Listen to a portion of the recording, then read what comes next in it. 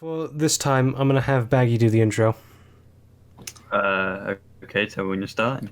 I'm starting. Do it. Hello everyone, welcome to the No Life podcast, or whatever the fuck it's called, episode... Mate! I don't know, but... Mate! Did you not remember the rule from last podcast? Oh my god! Oh yeah! Oh, I broke it! That podcast lasted 30, not even 30 seconds. Okay, I'll try not to. Alright, from this point onwards, okay? So, yes, as Baggy has said, this is the 19th episode, I think? Yeah, I'm not sure. I got drunk last night. Anyway, I'm having a hangover. What? I don't drink. And anyway, so yes. Roger. But one rule they had for us, we decided we were going to do, is that for this podcast we weren't going to swear. Because we thought that'd be a funny challenge, because we can't go 3 minutes without... We can't go 3 seconds without swearing in this podcast. Oh no. And so... I broke it. And so the rule is, if anyone swears, if there's any swear words, the podcast just ends, just cuts off right there, and that's what gets uploaded.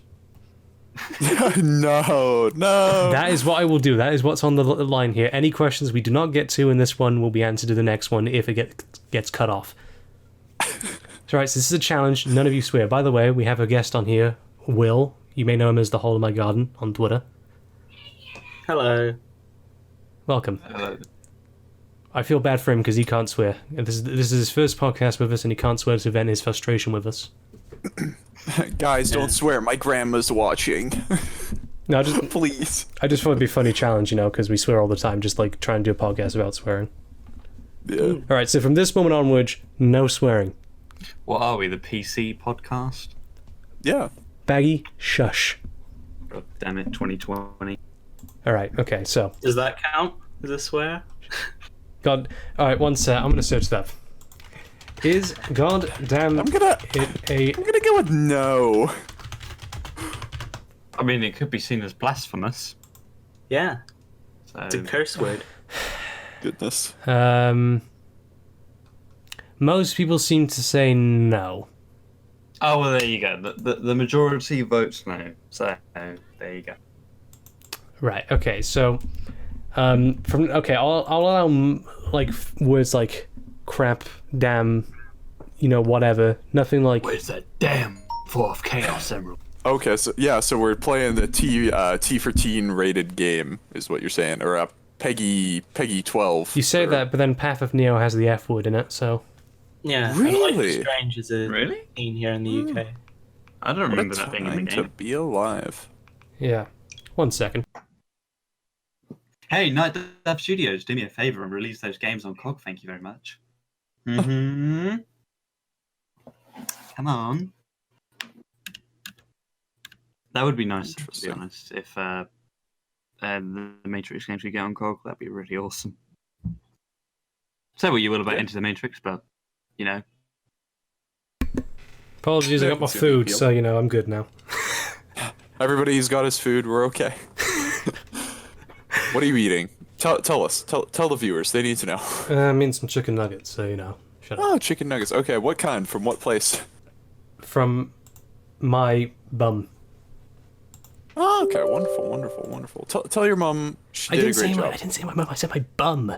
B-U-M. Oh, I thought you said mum. I pooped pardon them me. out. Oh, that's rough. All right. That's Anyway, let's so you get eat your own shit.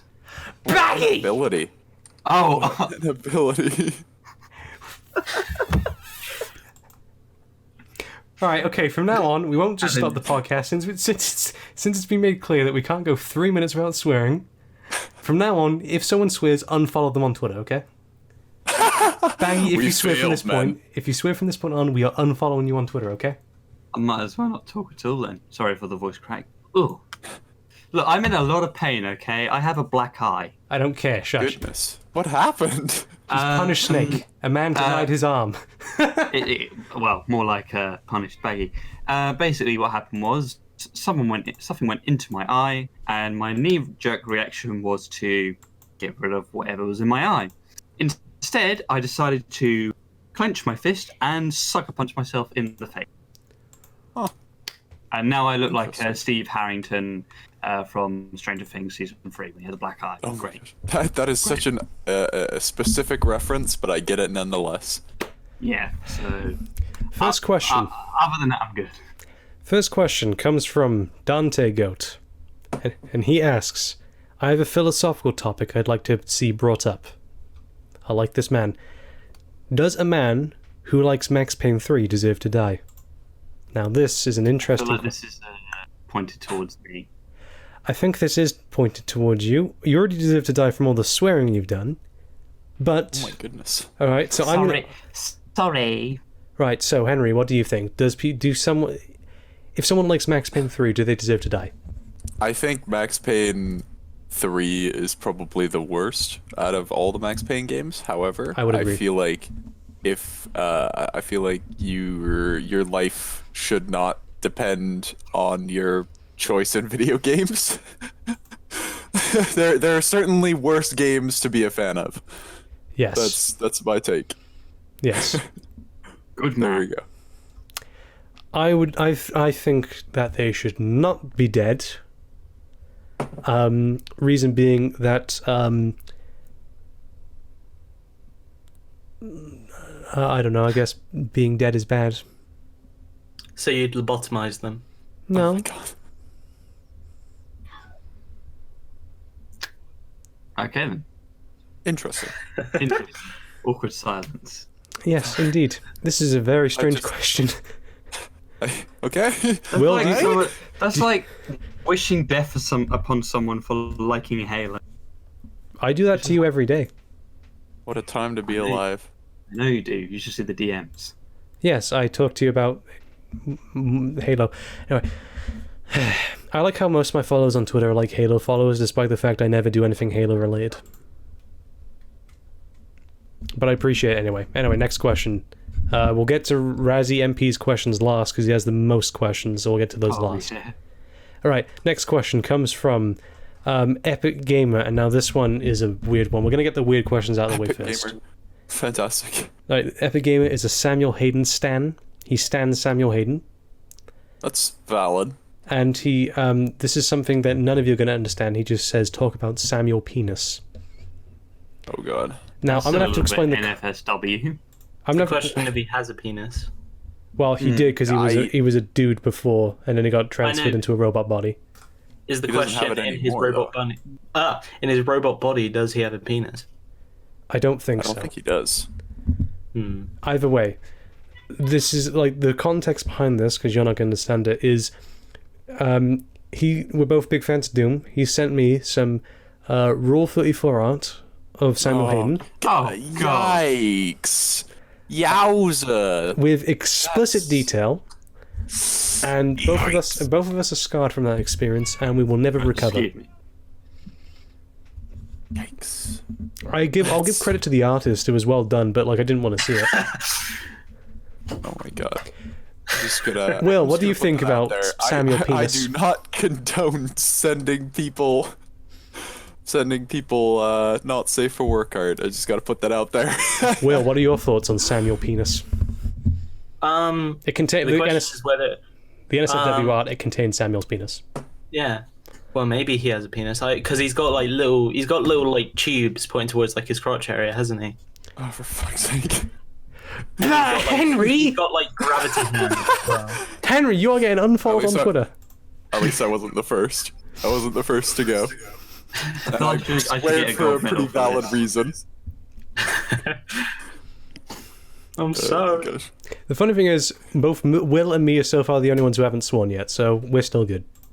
I thought I was going to be the last to swear, but that whole Samuel thing really caught me off guard. No, like I remember that one tweet where you're like, pardon my language, but this is like, and then you started using a bunch of swear words on it, and then I just sent you that one clip of our podcast where you just were talking about Halo 2 Legendary, and you're just like, Maggie, are you serious?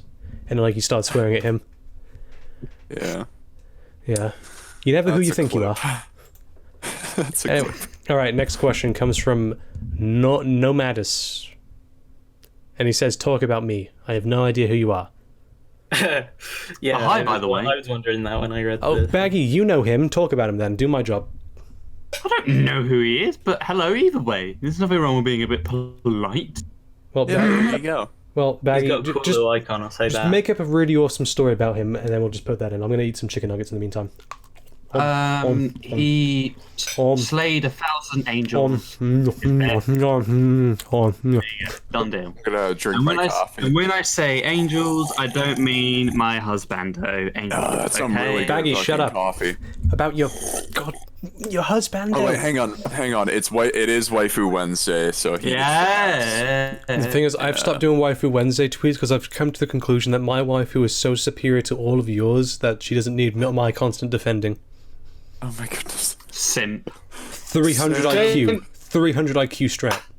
Simp. Sim. Will. The Simpsons. Will, help me here. Yeah. Who's your waifu? Uh, Or husbando? Jabba the Hutt. There you Okay, go. fair enough. Oh my goodness.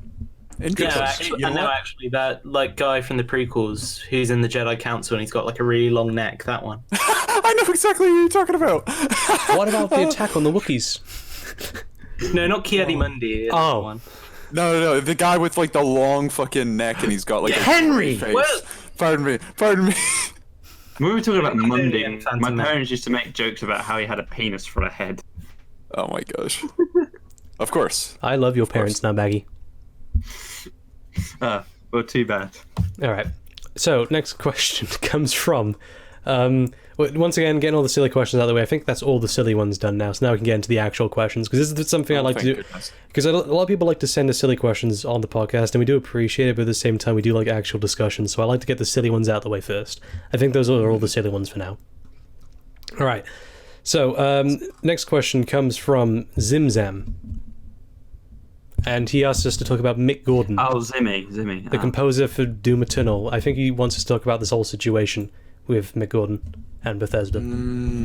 Is it me, or does it remind me of the whole Bungie Marty O'Donnell controversy that happened, where basically they didn't put his music in a trailer, and then there was a dispute, and then there was like a bunch of other things, and Marty left Bungie? It just reminds me of that a little bit.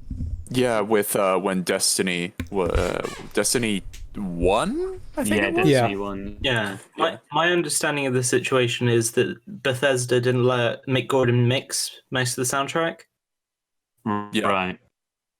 Yeah. So I actually somebody sent me it's super interesting. I think the guy I can't remember which band it was, but one of the leads of a band actually explained in a post why mixing is good and why they should have just let Mick Gordon do it. And he actually showed examples of his music being mixed and then his music not being mixed.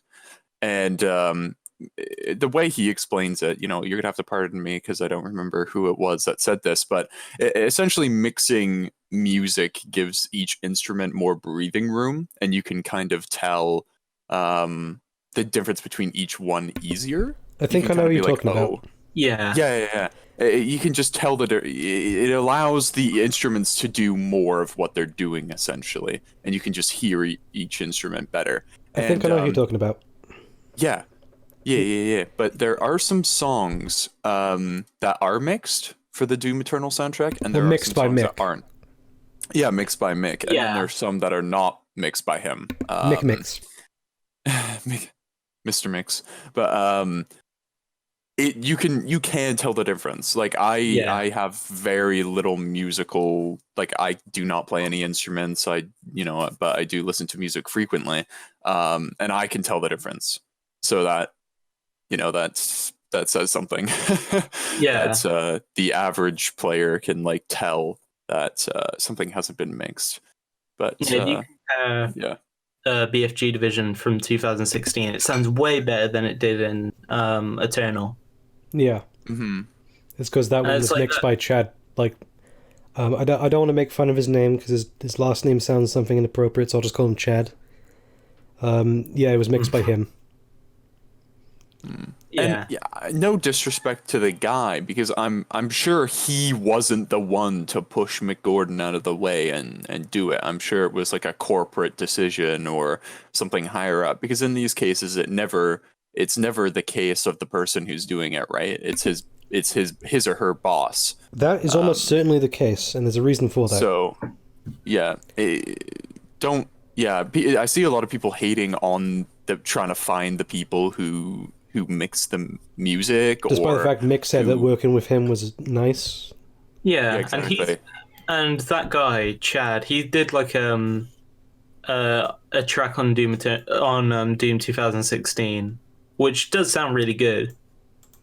Yeah, I think it was just that Bethesda was pushing to like maybe they wanted to get it in by the deadline, and mixing would have taken a lot more time. Yeah, because that's the thing. Mick Gordon, he mixes all of his tracks, and he likes to do that. Like, for example, listen to any soundtrack by him, like the Prey soundtrack or the Doom soundtrack. He mixes all the tracks himself when they're released on the soundtrack, because mixing the audio, like, for the soundtrack in a game is different to mixing it for the album. And if there's a great example of this, I know I talk about it all the time, Devil May Cry 5. If you listen to the songs ripped from the game files and then listen to the official versions on the soundtrack, they are both very different. And there's a reason for that. It's because when playing with the game, the audio needs to play out over like sound effects like gunfire, explosions, and all that. And so it has to be mixed for that situation. When it's on the soundtrack, however, when you just listen to it normally, it sounds like ass. Is ass a swear word? No. Because it also applies to an animal as well. Oh yeah, there you go. Well, I'm pretty sure it counts as a swear word, so Will is currently the only person who has not sworn yet, so... Last man standing. Yeah. You're the last one left, complete the mission. Anyway, my point is that, like, that's the case with, like, the Doom Eternal soundtrack. You listen to the versions of this, like, the music ripped from the game files, and you listen to the versions that Mick mixed on the soundtrack. They're both very different, because, like, he mixes the official one. Because that's one thing Mick Gordon hates, and he stated this before. He hates when, like, game developers, what they'll do for the soundtrack, they'll just take the game rips and then release that on the soundtrack. He hates that. I mean, it's understandable. Yeah, I think you should just let the artist do what he wants. And I think... he was part of the reason 2016 was so successful. Exactly, the thing is... Sorry, what were you going to say? Me? Oh, I was just agreeing, pardon me. Okay. What I was going to say was, it's clear they've rushed this out, because do you know how... Alright, so the soundtrack released 1 month after Doom Eternal. Do you know how long there was between Doom 2016's release and then the soundtrack released? Do you want to know how much time was in between? I'm curious. 4 months. Bethesda, we can wait. If we can wait for Doom 2016 soundtrack, we can wait for Doom Eternal soundtrack. I'd rather mix all the tracks in the game than have it come out and be rushed like this. I don't care if it came out like next year, like the soundtrack gets released next year. I want the proper Doom soundtrack. Yeah, that's valid. Fortunately enough, he did mix the music that you hear in the game, but a lot of the tracks on the album are just the sounds from the game ripped and then put onto the album, which is an issue. And that's why they sound so bad, is because on their own they sound terrible. Yeah. Jeez. I wouldn't say they sound bad, just from my perspective, like a music normie. I think they sound kind of boring. Like, because when I go on my little walks, my quarantine walks, I'll pop in the Doom soundtrack. And when I listen to BFG Division from 2016, like, it's so dynamic, it's going all over the place. Yeah. And then when I'm listening to the one from Eternal, it doesn't sound bad. It just sounds like really, like, the way it's mixed. It's just a little boring. And yeah, the reason for that is because the soundtrack in the game, the files for it, because Doom Eternal is a dynamic soundtrack, the way it works is that the song is all one big MP3 like file, or like whatever type of file it is, like an OGG or whatever like file it's using. And basically it's like a 25-minute or like sometimes upwards of like 30-minute long like audio file. And what the game does is that it tells it to pick out specific points of that audio file, and those parts of the audio file play the music. So say like you kill like a certain type of enemy, it'll say play the music from 6 minutes 42 seconds, and that will give you like the drums and like the guitars. That's the way it works. Yeah. Because he did a live stream where he actually showed off how it works, and he said like basically it's just pieces of the song chopped up into bits. Like it's not actually a complete song, and so with the game rips, they often had to edit them together. I'm sorry, guys. No worry, Baggy. You're always annoying. No, Anyway, that's so mean. No, it's just my brother's screaming in the background, and it says that it's picking it up. So I apologise if you can hear a screaming child in the background. No Doesn't worries. like being told. You've got a family. Being told what he wants to do. That's the problem. Yeah, and I also apologise if you can hear anything going on my end. No worries. It's all good. It's all good. It's all good in the hood. Especially during this time, most of us are in quarantine or at home, right? So we're all together at home with your family. So it's totally understandable if there's some noise. Yeah. Anyway, so yeah, hopefully that answers that question. Does anyone else have anything to say about the whole situation with Mick Gordon? I think everything's pretty much already been said. I feel like the community's been quite vocal. There's even been people trying to mix it themselves, and it's almost like an online protest, really. I just hope that that they learn their lesson, because this sort of thing, when people are this upset, they're not gonna buy merchandise. They're not gonna buy the game again. They're not gonna support the company, right? So it's gonna hit them where it hurts, where they really care, right? In their wallets. So I'm sure they'll think twice. There have been a bunch of rumors, though, of like Mick Gordon no longer working with id Software or Bethesda after this. Those are completely false. He said it might have been forged, but I heard or I saw like a post from him saying it's unlikely that he'll work with them again. That's false. That was forged. Really? Yeah, there's no source. There's no source for that. There's no source for that. And also, Mick Gordon, when he contacts people, he contacts them through emails. He doesn't contact them through DMs. So that'd be very out of character for him to do that. Also, there's the fact that in the live stream he said that he was very excited to work on another Doom game. So that's the word from the man himself. Yeah, exactly. Yeah, I mean, I can't imagine that just not being able to mix all the songs is going to make him go, all right, that's it. I'm not going to work on any others. Even he said he's still trying to figure out the situation, and he says that he will release a proper mixed version of all the tracks later down the line. It's just going to take time to do it. I think he is annoyed at it, but at the same time, he said himself, he loves making music, he loves this whole thing, he loves Doom, and so he'll continue doing it. Mm-hmm. Yeah, I understand, as an artist, it is annoying to have your vision be trampled on. But at the same time, he's been, other than the mixing, he's been given a lot of creative freedom, at least from what I know. Mm-hmm. But I'm sure it was you, didn't you tell me that apparently they hired someone who had no experience in mixing? For the trailers, yes. For the actual soundtrack, no, they were rushed. All right. Mick Gordon confirmed himself. There was one guy who did a cover of The Only Thing They Fear Is You. Sorry, I got some stuff in my mouth. One sec. Noodles! Coffee sips. Yeah, sorry, I had some chicken nuggets in my mouth. Anyway, there was someone who did a cover for The Only Thing They Fear Is You, which is my favourite soundtrack in the game, apart from Supergirl Nest. And he said in the comments, nice cover, but if you want to know why the music sounded so weird when it first released, it's because it was pieced together by a trailer guy who had no experience in audio. It's unfortunate. Anyway, Bethesda, let Mick finish his work. If we can wait 4 months for Doom 2016 soundtrack, we can wait another 4 months for Doom Eternal soundtrack, okay? Yeah, and also everyone waited way longer than they should have to get the actual game. Bethesda, make me a Prey sequel, for fuck's sake! Oh. You know what? It's funny. It's funny you says that because the F word is never said in Prey, but yeah, that's funny. Despite being an 18. Well, yeah. Anyway, Prey 2017 is a great game. Make a video. And Mick Gordon did the soundtrack for that as well. Sounds so different from Doom, though, doesn't it? Yeah, that's the thing I love about Mick Gordon is his range. He's able to do the way he actually said, because I've watched interviews with Mick Gordon. He's the coolest dude ever, by the way.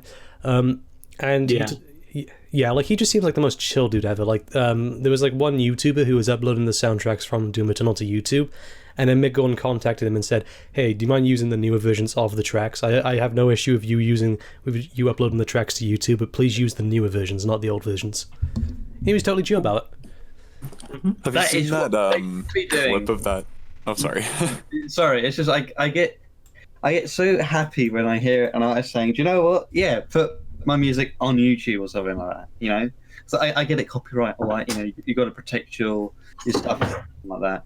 But I feel like with video game soundtrack, it should be treated a little bit differently.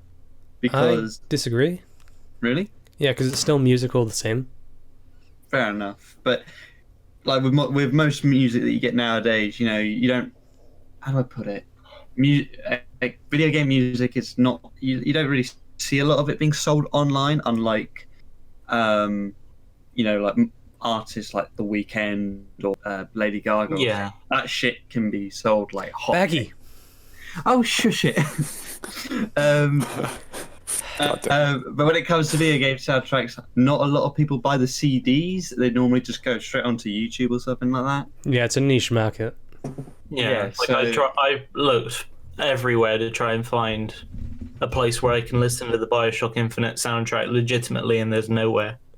Like, I've tried looking everywhere for the Ghost in the Shell 2017 soundtrack. Can't find it anywhere. But thankfully, the composer Clint Mansell uploaded it to his YouTube channel, and it's good, by the way.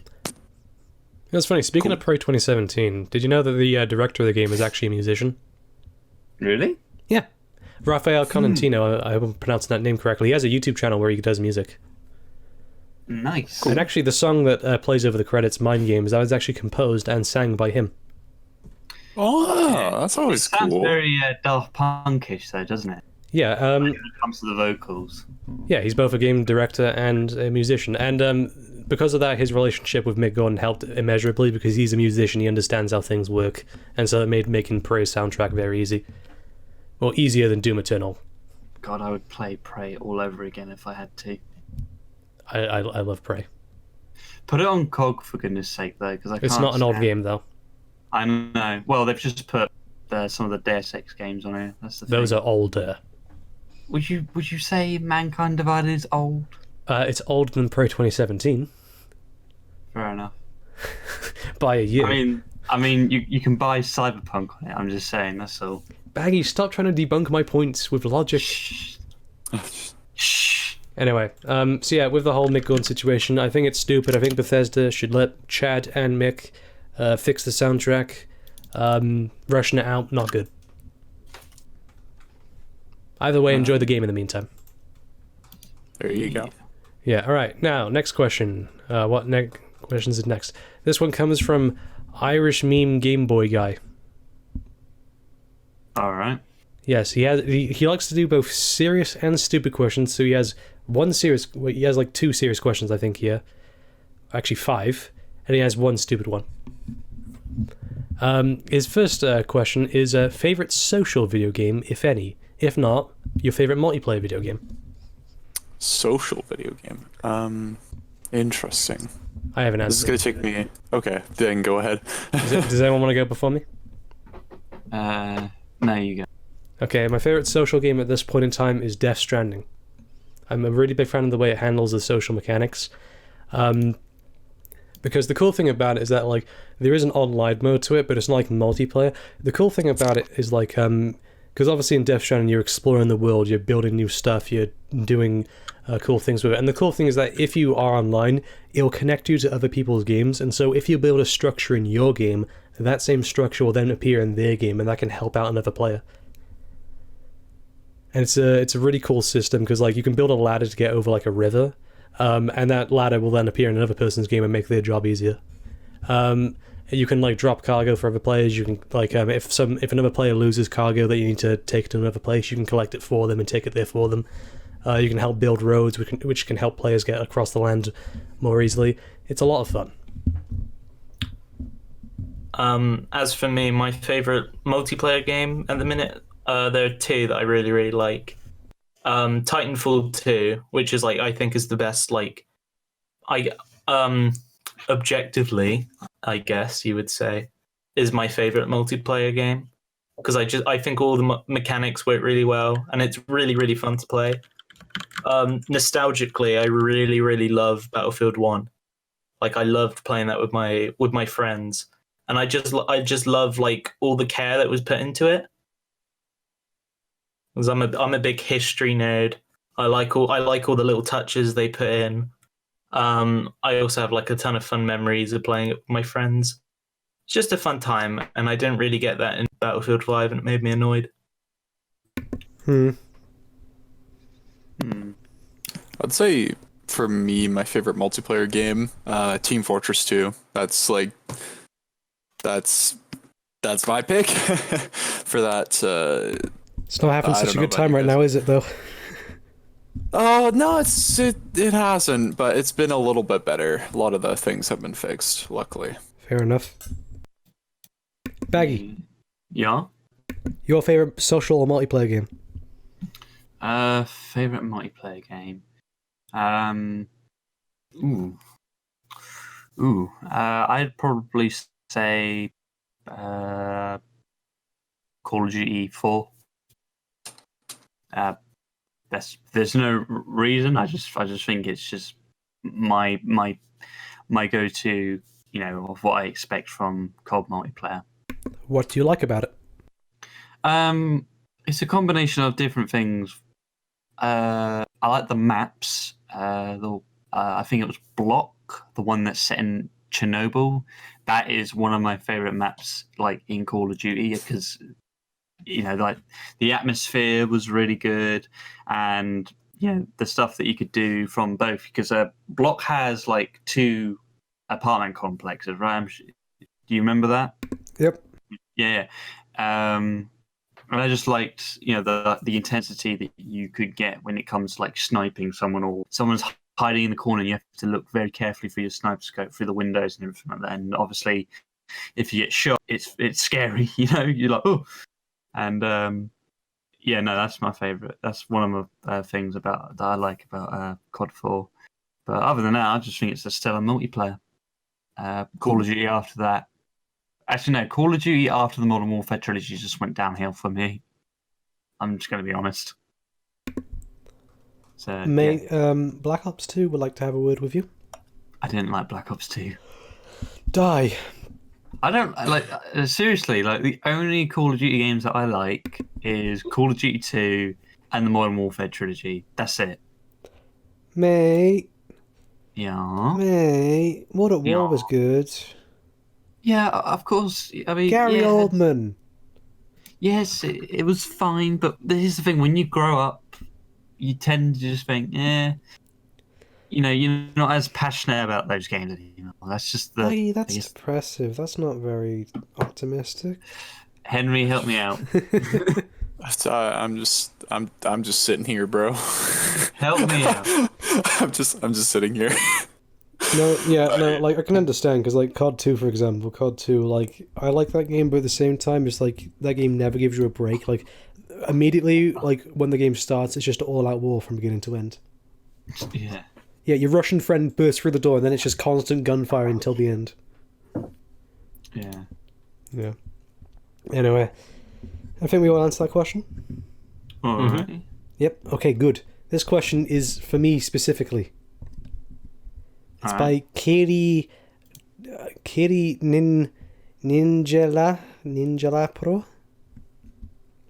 I don't know if I pronounced the name correctly. I'm sorry. Anyway, they asked me about DMC Zero and Dante's full content in Smash. So I guess if like Dante was to be in Smash, what he would be like, I don't know. That's the issue with me. I mean, like, I'd love to see how he would be handled in Smash. I have no idea how he would be handled. I would just find it funny, like, the idea of him, like, just suplexing Link into the ground. That'd be funny. Or performing, what's the one? Performing a stinger on, like, Bayonetta. That'd be fun. Oh, I'd love to have him in Smash, because I could have Dante versus Bayonetta. That would be awesome. But yeah, DMC Zero, that was a joke made by Hideki Kamiya. I don't think that's an actual thing. I'd love it for it to be a thing, but that was a joke. It's not an actual thing. Anyway, now we're getting on to Razzie MP's questions. He has 32 questions. Yowza. Oh boy. Alright, let's get on with this. Okay, question number 1. Movies based on fighting video games, good and bad, their pros and cons. The Mortal Kombat movie was okay. I still have yet to see it. Okay. So, Henry? I haven't seen a whole lot of movies based on fighting games, and I can't really think of too many. I'm gonna just have to skip on this question because I can't think of anything right now. Well, Yeah, I made a little video on video game movies, and I think I mentioned this. It looks fun for like the people who like fighting games. I mean, from what I've seen, I don't think any of them are good, but I think like fighting games especially, it's like a really difficult thing to adapt, and I can't really blame the people who are making Mortal Kombat, because what they had to work with is pretty bare. I mean, the game's about just like fighting other dudes, as I understand it, and the story's kind of like an afterthought. yeah. So I feel like if you're like a director and you've gotten a job of like making, I don't know, a Super Smash Brothers movie, it'd be like, well, where the fuck do you start? Well, oh, sorry. from now on, if anyone swears, I will drop kick them. Somebody. Okay then. Okay. Which means I'll drop kick myself if I swear. Oh my. How would I do that? Physics be damned. Anyway, Baggy, Yeah. what do you think about this question? I've never seen any of the Mortal Kombat movies, so I can't really answer this question. So yeah, I'm sorry, I can't really answer it. Okay. Well, in that case, next question. Movie sequels that surpass the first one. Shrek 2. Final answer. I just like charged up every fucking neuron in my brain. It's okay, drop kick me. Every neuron in my brain fired to say Shrek 2. It was like a culmination of my being. There's one I know will annoy Will, but I'll get to that in a bit. Oh no. You can probably tell which one it is, Will. I think I might have an idea. All right, Baggy, you say yours first. Blade Runner 2049. I am completely with you on that. I was about to say that as well. Blade Runner 2049 is like one of the best movies ever made. I love the original Blade Runner, but it is a bit weird. Exactly. Great movie, though. All right, Will, so what ones do you have? Ones that come to mind, again, Blade Runner 2049. I'm somebody who wasn't really a big fan of the first Blade Runner, and 2049 I saw first, and I got pretty much everything I wanted from Blade Runner out of it. And it also had all the best parts of the original Blade Runner. Like, it had interesting ideas. It still had like a really unique looking world. Like, the effects were gorgeous. Well, it is the second most expensive R-rated film. Yeah, and it really shows. And it's so upsetting that they didn't get they got hardly any money. Yeah, both films bombed. And another one that comes to mind, obviously Empire Strikes Back. Like, I love that film. Yeah. Although I think there is like a debate whether like if it's better than A New Hope, but me personally, I prefer it. Yeah, I think that's all I can think about at the minute. Right, so this one I know is really, really, really going to annoy Will. He's gonna hate me for saying this. I'm waiting. It's not Doctor Sleep. If you're thinking it was Doctor Sleep, no. That was what I was thinking. No, it's not Doctor. I like Doctor Sleep, but I prefer The Shining. Anyway, so what was going to be? Okay, now I've completely lost my train of thought. I'll just pick a random sequel then. Friday the 13th Part 2. How dare you? Yeah, just pretend to be angry, just so I can have that reaction. What the fuck? I would rather gut my own eyes out than hear you say that again. Oh, great. Oh my gosh. Right, in all seriousness now, there's plenty of sequels I like. I like Empire Strikes Back. I like John Wick Chapter 2 and Chapter 3. But if we're gonna stay strictly to the second entry, John Wick Chapter 2. John Wick Chapter 2 is an amazing action film. The action is all great. I love all the characters in it. I love a lot of the storytelling in it. The music's obviously absolutely amazing. I think it tops the original in pretty much every single way. And obviously Keanu is in it too, so that's a plus. What else? Well, I like Keanu. Leave me alone. Even if he's in a really bad movie. Man of Tai Chi! I thought Man of Tai Chi was okay. I'll watch it. Watch 47 Ronin. It's worse, and it's like one of the biggest box office bombs in history. Really? I thought a lot of people liked it. A lot of people like it, but it's a big box office bomb. Right. Yeah. Interesting. I feel like we need to have like because we're all Keanu fans here. Well, apart from I feel he like hates Keanu. Oh. How could you hate such a pure man? Oh boy. I feel like we will need to have a discussion, like a full-on debate about Man of Tai Chi. I feel like we need to do that one. Right, how about this, Baggy? How about we watch every Keanu film and then we debate which one's the best and which one's the worst? No, let's just... I mean, I know people say that Chain Reaction and Johnny Mnemonic are like his worst films, but I don't know. There's just stuff... I think what it is that I was kind of like hyped for Man of Tai Chi, right? Because Keanu came back and stuff like that. But Well, he was in Constantine. yeah, but I didn't see that. I was too young. I have seen it. I have seen it. Okay, good, I was good, just... good. I was Wild. just... I was, what, 6 years old when that movie came out. I I obviously couldn't see it. I was 2 when it came out. Shut up. Exactly. So I saw it like when I was like 3 years old. So it's just whatever. But yeah, no. Like I remember seeing trailers for Man of Tai Chi. It was directed by Keanu, and yeah, I just don't know what the hell was happening in that movie. I feel like it needs to be talked about more though. yeah. Well, he came back a year later with John Wick, so you know it's all made up for now. He's all redeemed. Oh yeah. I mean, I hope he makes more, directs more movies, but maybe just better it a little bit. Fuck me, I don't know what the hell was going on. You know. Okay. So, but I'd say to Henry, go and check it out for the lols. Mm-hmm.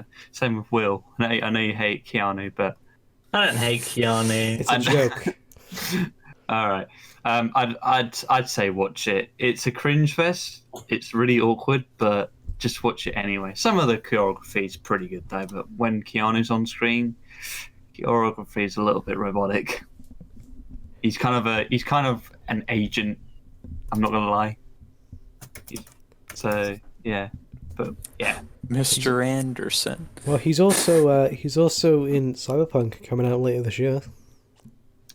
Yeah. So He looks really awesome in that. I'm really excited to see what they do with him in that. I just hope he isn't in the game for like 2 minutes and that's They've it. confirmed he is not. Good, because I hate it when games do that. It's like, oh, we're Patrick gonna Stewart was in Oblivion and then he dies 5 minutes later. Yeah, exactly. That's what. Yeah, okay. Fuck. Oh my god, I always forget that. And then sorry. Oh, I'm so terrible. But every single time I play Oblivion, I always forget it's Patrick Stewart. And then I go, oh my god, that's Patrick Stewart. And then he dies. And I go, oh my god, they had him for 5 minutes and then he dies. Why? Every single time. They always used to do that, didn't they, Bethesda? Like, they had Liam Neeson in Fallout 3. And then he dies 5 minutes later. Yeah. He showed up to the recording booth for, like, a day. Getting Liam Neeson in a video Half game is drunk. also really hard. The only reason he did it for Fallout 3 was because he was interested in the story and that was it. He didn't care about anything else. Anyway, so, I don't know why he was interested in Fallout 3 story. Fallout 3 story is terrible, but no, Baggy, they've said that with Keanu, Johnny Silverhand in Cyberpunk, he's almost the secondary protagonist because he's in the game that much. That's good to hear. Cause yeah, they confirmed all this when they announced that Keanu was in the game. I mean, I don't watch every single interview. I just watch E3. That's it. We talked about this in a podcast we did it a while ago. Like I said, my memory ain't that good. Yeah, he has more lines than any other NPC in the game, and the only character to have more lines of dialogue than him is the character you play as V. Yeah. So he's clearly in the game quite a lot. Oh, well, that's good then. I think they say like, Moving he's on to basically in next the. question. I think they said he's basically in the game from beginning to end. All right. Cool. Right. It's always welcome.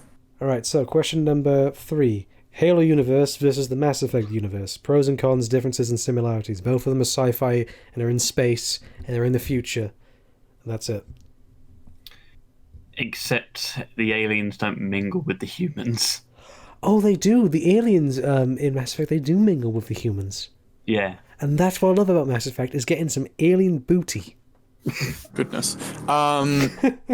When they mean Halo versus Mass Effect, do they mean as in like which franchise is better, Which or universe is better? Yeah, okay. In which universe case, is Mass Effect, better? easy. You know what? That actually reminds me. I'm gonna go replay Mass Effect this week. Thank you for reminding me. Good. Yeah, I'm gonna go replay it right now this week. Holy Okay, crap. see you, bye. In Just boodoo, Discord sound. No, yeah, that's a game that I'm gonna replay because I played it probably around when it came out. I think at a friend's house 2007? a couple of times. Yeah, around that time, maybe 2008, and then I finished it. Went, wow, that was a good game, and then I always kept it with me. I don't recall a huge amount of it, because it's been almost 13 or 12 years since I last did a proper playthrough of it. So I'm gonna go ahead and replay that this week because I have both games on Steam. So yeah, you do. I've just looked at it right now. yeah, exactly. There you go. I hate Mass Effect 1 though. I Shut up, Baggy. I like Mass Effect 2 though. That's a good game. Baggy, The shut up. combat's better. Baggy, shut up. Why is Mass Effect 1 bad? Tell me now. I'm trying to tell you. The combat is shit. But first off, watch your language. Second off, no, it's not. Well, it was for me. I don't know if it's because I was playing on console or whatever, but I can just The game tell was you, designed for Xbox. It was an Xbox exclusive. well, they didn't do very good on the controls. Fun fact.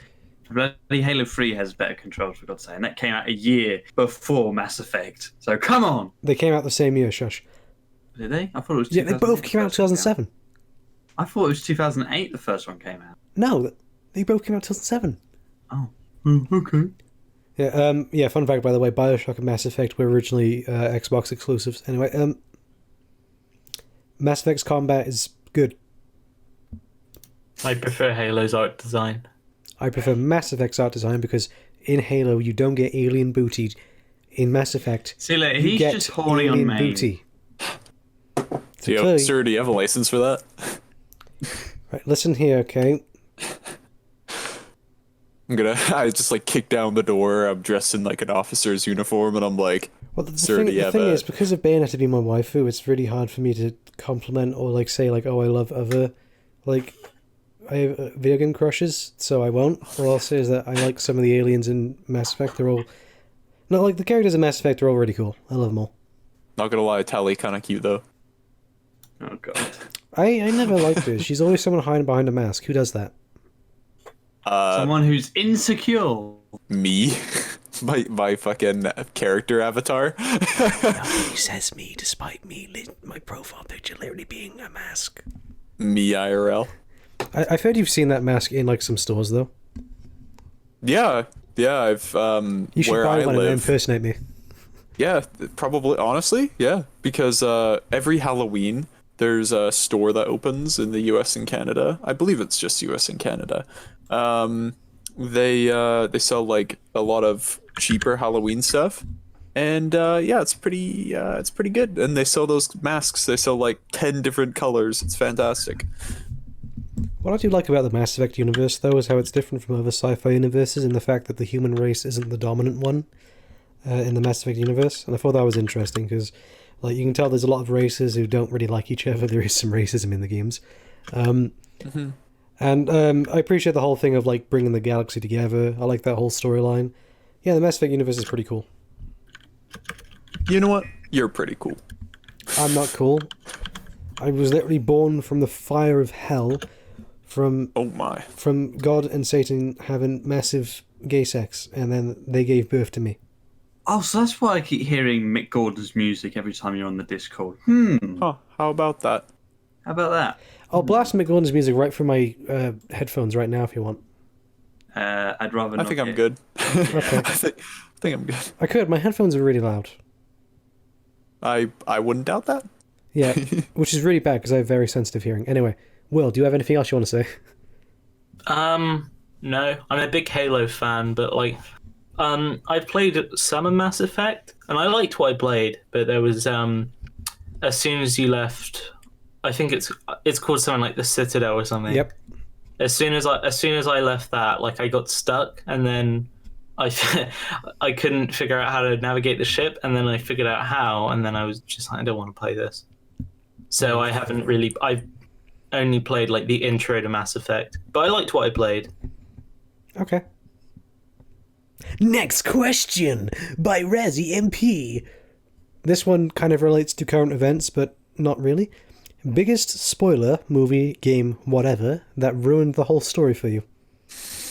Infinity War and Endgame both got the ending both got spoiled for me. Oh no.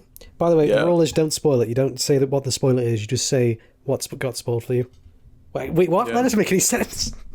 That's just and then the ending of Halo 4 got spoiled for me. I still enjoyed it though. Baggy, what spoiler did you really hate? A friend of mine, this was in 2015, he told me he saw The Force Awakens. And then he straight up told me that Han Solo gets killed, and I thought he was bullshitting until I saw the actual movie. it. No, Oh, not shit. not the spoiler, the swearing, Baggy. Oh. What's your language? Shh! You're not my parent. I am Shush. your parent. You're not. Shush it. Hey son, how's the podcast doing? Are you winning? Yeah, you are. All right. Well, dinner's at 5, so come downstairs when it's ready. Someone in my Discord shared a really messed up meme of that, asking how's the schoolwork going, and the son has just shot himself in the head and he's dead on the table. Oh my god, yowza! I that saw to me, one that sounds where fun. it's like. I just browse Twitter every day, Dad. I don't even play video games anymore. Life is just pain. I'm not gonna lie So though, funny. like when I saw that, like the one I got sent in the Discord, I legitimately felt really sad. I felt People do be real. like that. I was sadness like, isn't I'm valid, So shush. sad. Oh, shush it. So yeah, Force Awakens has failed. But that depends on who you're talking to. That got spoiled by a friend. So yeah, I thought he was bullshitting because I thought there was no way. Becky! Shush it. I thought he was lying. Sorry for the voice crack, because there was no way that they could kill Han Solo off, but they did. Will. In the worst trilogy of the Star Wars. I guess like the worst spoiler I got was when Avengers Endgame came out and I wasn't able to see it, and there were a bunch of shitheads in my class Will! saying like, "Oh yeah, I don't care," saying like, "Oh, Iron Man died." I was like, "Oh, that would have been a nice surprise." But really, I think, something's a good twist like when when you know the twist going in, and it's like you just have like the suspense of it, or like trying to piece it together when you don't know the circumstances around it.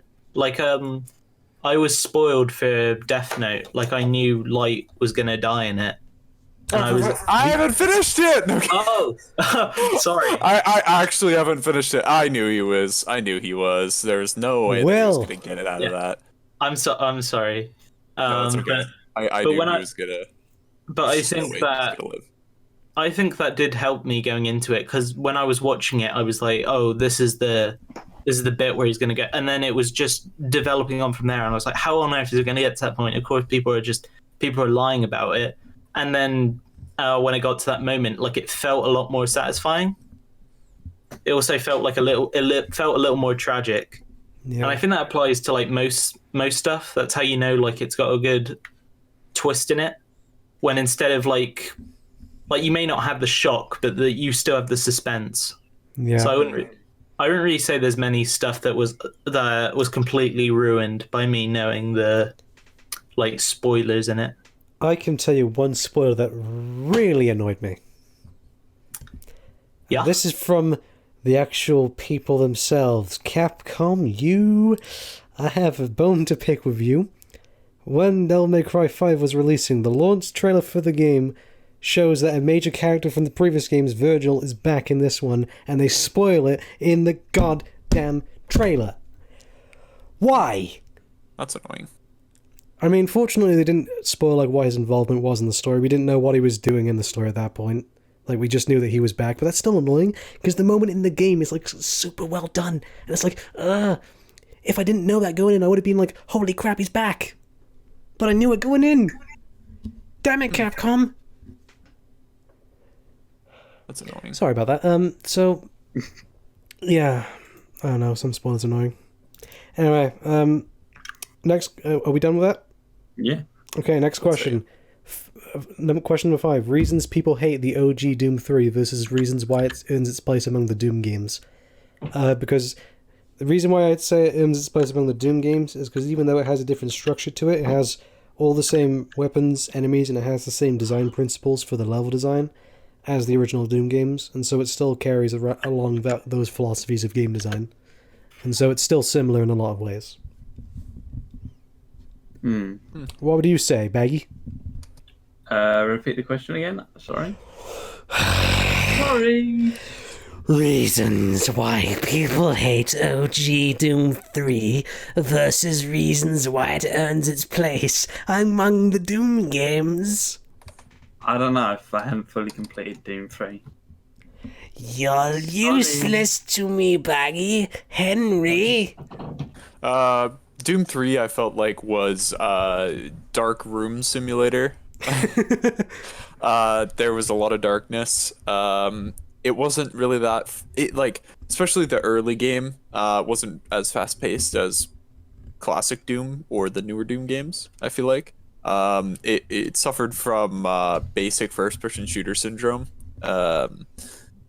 When I played Doom 3, I was just like, at that time, I had a lot of trouble getting through it because I was like, right now I could just be playing literally any other first-person shooter. And when I got almost to the end of Doom 3, I was like, if I want to play Doom, I could just play Doom. And then I booted up classic Doom and then just played that. Yeah, I'm terrible. I thought it was an okay game. It isn't bad. Hasn't aged that well, and it doesn't really particularly feel like Doom in my books, but that's just me. Well, I haven't played Doom 3, but by the looks of it, I think people dislike it just because it's such like a drastic departure from what people expect from Doom. But like, I guess like the stuff that makes it still hold its place among the newer Doom games. For one, as I understand it, like it was really revolutionary for the time. Yep. And there's also the fact that like literally every Doom movie is based their story off Doom 3. So you got to respect it for that. I don't know if that's really good respect or bad respect, though. Considering I'll let you decide. Wow, he's quite defiant, isn't he? Right, okay. Yeah, I like Doom 3. Next question. This one I think only Will can answer because I haven't seen too many of his movies. The best and worst Uwe Boll movie you've seen? I've seen like clips from Uwe Boll movies, and I guess like the best I'll say is like just from what I've seen, the Postal movie he did. Just because like I'm looking at the clips of it and I'm like, this to me just seems like Postal, like the game. The games that I know. It don't look funny, but it looks like it feels like Postal to me when I see that. And the worst I think would just be like that Blood Far Rain. Cry movie. Blood Rain. I haven't seen that Blood Rain. Yeah, the movie's based There's a on Far the game. Cry movie? Yeah, he did a there's Far Cry movie. It sucks. I had no idea. Blood Rain is based on the video game. Blood Rain, the games themselves, but the movies, those are the only sounds in the universe can comprehend my opinion on it. Well, that's one way of saying it. Yeah. Fantastic. Baggy, Yeah. Best and worst Uwe Boll movie. I wouldn't even say he's made a movie, to be honest. Because Christ, Wow. Burn. the stuff that he's made, I wouldn't even call them movies. Because my God, look, Savage. look, I don't wish to be mean against directors or anything like that. But like when you've made a movie or just movies, I don't know. When your career is just nothing, it's just built up, but nothing but bad movies.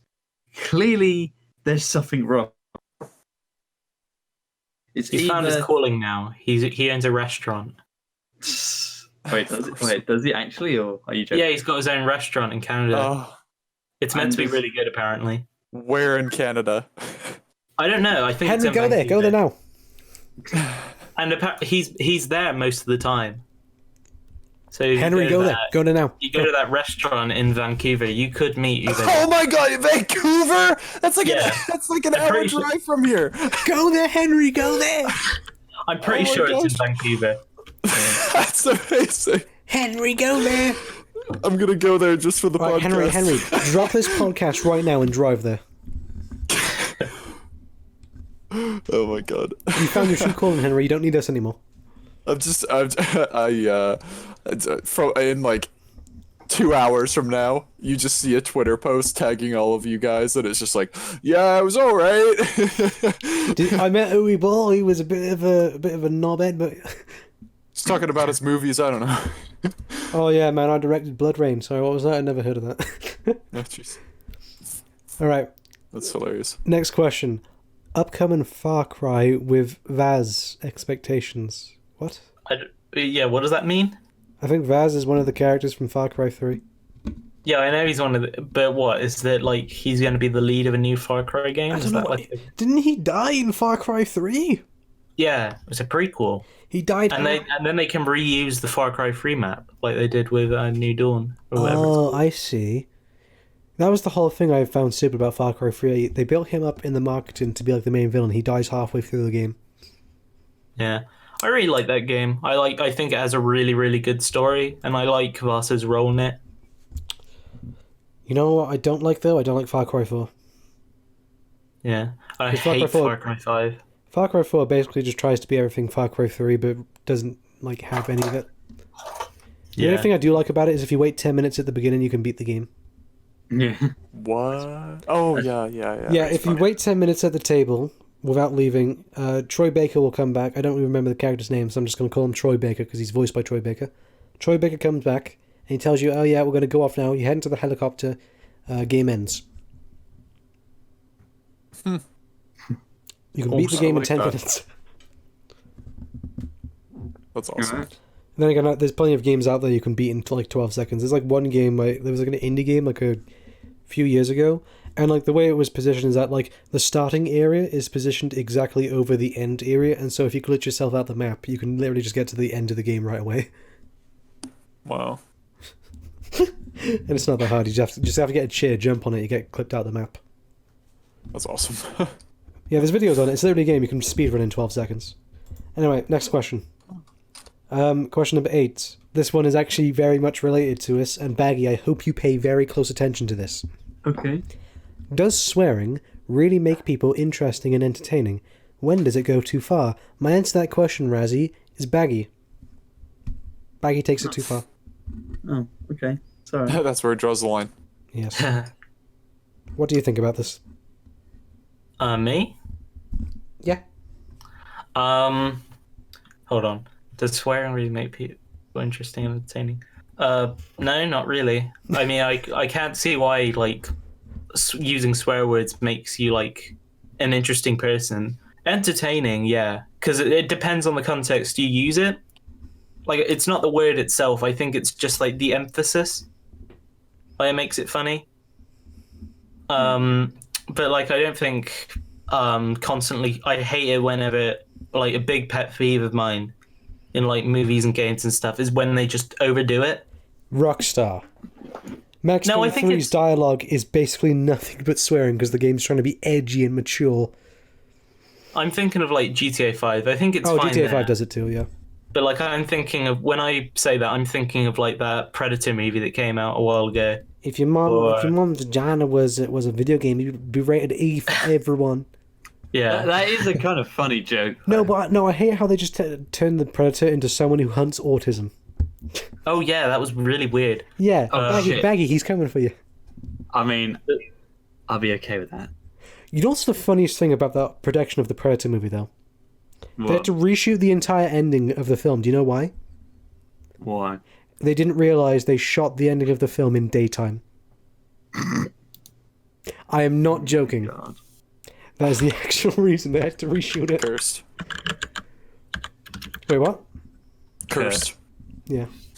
Anyway, my response to this question, I mean, I'm not offended by swearing. I swear all the time, but like, I do think like, especially like movies and video games, like having your character swear like 500 times per sentence, that isn't good dialogue. It's like the Halloween movie from like 2007. The opening of the movie has like 100 swear words in it alone, and it's just them being like really obnoxious and annoying. Yeah, I also hate like. I want to make a video on this, but I really like my biggest pet peeve is just like I hate superheroes swearing. I hate it so much. Like who? I've been watching that like show Titans, and there's something really wrong to me about like having like Robin constantly swearing. But when he goes, "Fuck Batman." Yeah, when Oh, he yeah. But, I hate that.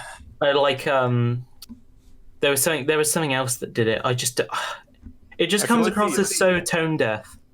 or just edgy. The Yeah, only just like trying to be edgy. Like if Batman only was time- constantly swearing, it'd be really dumb.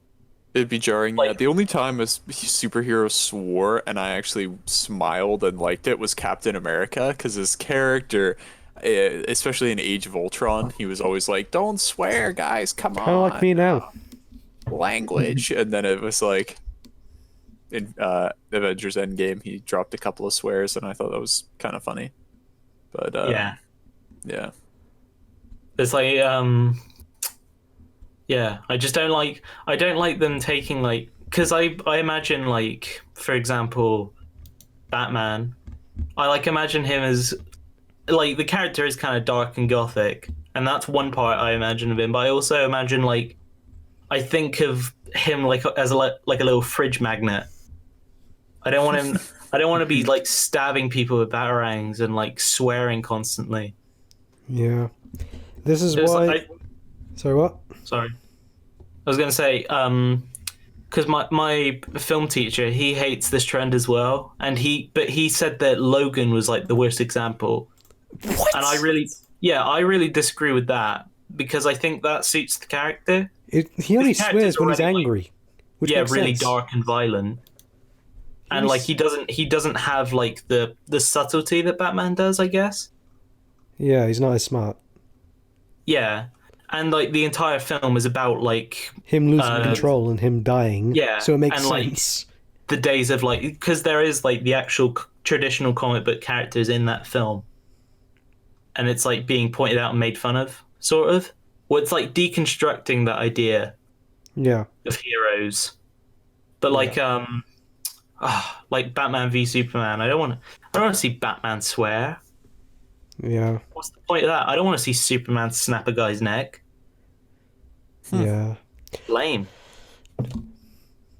Sorry for going off on a tangent. This is why I appreciate, as I was saying, like, I'll go back to it again, Devil May Cry 5, every, like, swear word in that game, whenever it lands, it always feels appropriate, it doesn't feel forced in, it's all done well.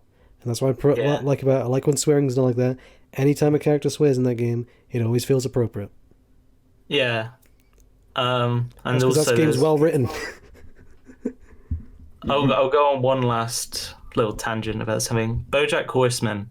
Like, I love that show. I think that has like a really good example of how to use swear words. Yeah. Like they only use one F-bomb per season. Yep. And like in the early seasons it's so impactful. Because it's like out of nowhere. It's like, whoa, that's like a punch in the gut. Like I love it when it's written like that. Exactly. It's a powerful tool. Yeah. It has to be used in context, and when it's used correctly, then there you go. It's used properly. Exactly. Next question. Changes in your life during quarantine? None, and I'm really offended that my lifestyle is being referred to as quarantine.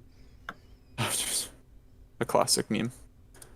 For me personally, it's been fine. At first, nothing happened, and I was still at work, and I just worked, like, at my work just had to work a little more carefully with, social distancing and all that jazz. But most of my coworkers got laid off because the virus concerns increased. Just temporary leave, just until this all blows over. And other than that, everything's been fine. I've just been working on more projects than I usually would be. I'm catching up on movies, TVs, and games, and hanging out with people online as much as I can. Cuddling your waifu in bed. I don't have that, but yeah, I mean, I would. No, I'm kidding. I'm kidding. I do it all the time, so don't feel embarrassed. I don't have a body pillow. I don't. I know people who do. I know many people who do. Me? But I know many. What a world we live in. But I don't have a pillow. Oh my god. Baggy. All right, I'm telling you, this is why Bayonetta is the best waifu. Hideki Kamiya, the creator of the character, approves of any mouse pads or any body pillows made of the character. So does Vivcy, but there's no pillow. Yeah, there's an official body pillow for Bayonetta. I guess she's the better waifu. Yeah. Okay, viewers of Mr. No Life, do me a favor, help me get Luna. Have a waifu pillow, please. All right, I'm gonna go grab a cup of coffee. I'll be right back. Henry, if you want to leave, I don't blame you. Do it. Also, actually, yeah, give me a waifu pillow, Charlie, please. That'd be good. Only have one waifu, or else it'll destroy your laifu. I have no laifu, so shut it. You can't steal my name. I didn't steal your name. You did. So, do you know what? I'm not even getting that argument. But no, seriously. To go off topic though, I asked you a question the other day, dude, and you said you played the marathon games, right? Yeah. How did you play them? Source ports. You mean the Aleph 1 source thing? Wait, what? Because apparently before Bungie got bought by Microsoft, they weren't bought by Microsoft. You're wrong already. I thought they were. No, they weren't. They did contracted work for Microsoft. They weren't bought by Microsoft. All right. I have returned. Henry. Yeah. Right. God. Here we go. Okay, here's a question for you, Henry. Yeah. Was Bungie at ever point bought out by Microsoft? What? Yes or no? Yes or no? Okay. Okay. Bungie made the original, and I mean the original, like when Halo was an RTS, for Mac, for Apple. Yes. It was for an Apple launch. Yes. And then essentially what happened was Microsoft said, "Y'all mind if I fucking yeet that and take that for my new console?" Henry? Language. Yeah. And that's how it unfolded. And apparently the Apple person behind that at the time was so angry that Steve Jobs or whatever, not Steve Jobs, I can't remember if it was the head of Bungie or the head of Microsoft had to call the guy to calm him down over the phone because he was so angry about the business deal and being betrayed. I don't know if that's true. Thank you for the backstory, but you didn't answer the question. Yes or no? Were they ever at any point bought out by Microsoft? I don't really. Yes or no? I'm not sure. No, they weren't. Because they bought the rights to Halo, but they never bought them outright, as far as my knowledge goes. No, Bungie's been independent. They've always been independent. They were doing Well- contracted work for Microsoft. Just because you are working under a company doesn't mean that company owns you. Right. Like, don't 100% quote me on it. I could be wrong, but Right. I So, don't think I am. Anyway, to give context, I basically asked No Life how has he played the marathon games, and according to everything I'm looking up now, apparently Bungie released the games like free online yes. through something called RF1, Yes, because they own the rights to Marathon. and I don't know how to like install it. It's obviously approved by Bungie, so that means it's safe. Right, But Baggy. I'm just like, how do I get it? Right, Baggy, you know YouTube? It's Marathon, dude. A lot of people don't know what Marathon is. Look up A lot of tutorials on people YouTube. know. You'll probably find one. That's how I found it. Anyway, Oh, so you didn't install it like through RF1? No. I can't remember, to be honest, Baggy. Who? I installed it years ago. God damn it. I don't know Little, everything. Anyway, Yeah. Little fun fact about Marathon: one of the enemies in Marathon was actually going to be remade to be put in Halo, but it was actually cut. But now it's considered canon in the Halo universe. Fun One fact, of the aliens. the control room of the Halo rings is the exact shape of the Marathon symbol. Yep. Yep. There's a lot of Marathon goodies and secrets in Halo. The armor that you wear is just straight up called the Mjolnir. So, yeah. Next question. Predator Hunting Grounds. Thoughts and impressions. Haven't played it. I haven't played it. I've seen a lot of gameplay though, and it just looks like kind of like Friday the 13th video game or Dead by Daylight. It's made by the same people who made Friday the 13th. I've heard it's like Friday the 13th, but it lacks the polish of Friday the 13th. That's But not if- saying a lot. Considering you're- the polish. Yeah, a lot of people said if you like Predator, you know, you'll like this game. It's pretty straightforward. There's nothing groundbreaking about this game from what I've heard. I've heard it's like all right, but I've heard the balancing is absolutely abysmal. Like I was seeing some gameplay where like the humans can just completely destroy the predator if they have the right spawns and the right like communication and stuff. But at the other on the other side, like if a predator is leveled up enough, they unlock this certain weapon, which is basically the equivalent of the energy sword in that game, and you can just destroy entire platoons in seconds with the melee. It's a melee weapon, but the way it functions just allows you to like chain stab multiple people over and over and over again, and it's just ridiculous. Nobody should have that amount of power, because I saw one predator in under like 30 seconds kill like 3 players. It was ridiculous. Well, he is So the there's Predator. obviously some balancing issues, but yeah. You know what's the funny thing? I was on Amazon one time and I saw this one thing. It was really funny. I showed it to my friend, alright? You know how there's like dress-up costumes for like kids, so like the Alien and the Predator? Yeah.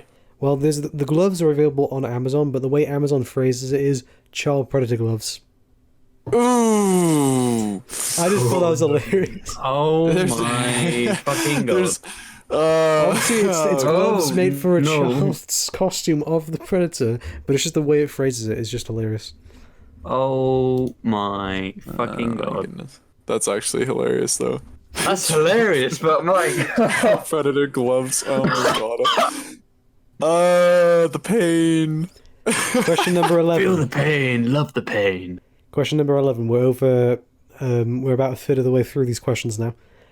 Favorite catchphrases from movies and TV series? I hate Mondays. Garfield. That's one of my favorite catchphrases, both ironically and unironically. You know what my favorite catchphrase is? It's iconic. It's by Keanu Reeves. It's "Whoa." Oh, for fuck's sake. Of course. Wait, did you just switch then? Did I not catch that?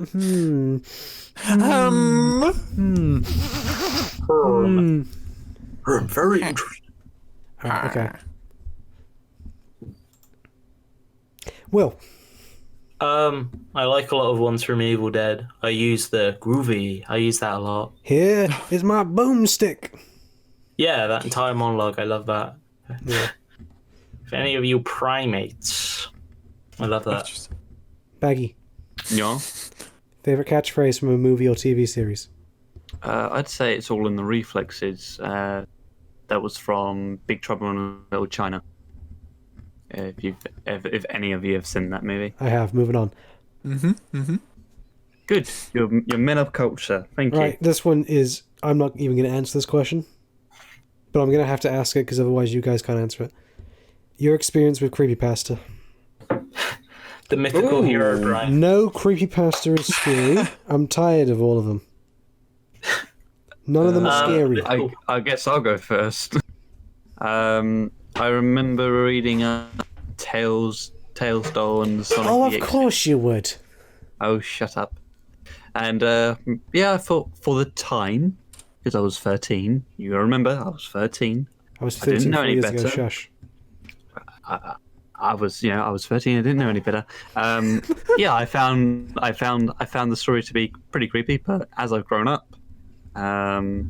no, I don't find them scary. Although my Tails doll does give me funny looks sometimes. I don't like it. Especially when his eyes glow in the dark.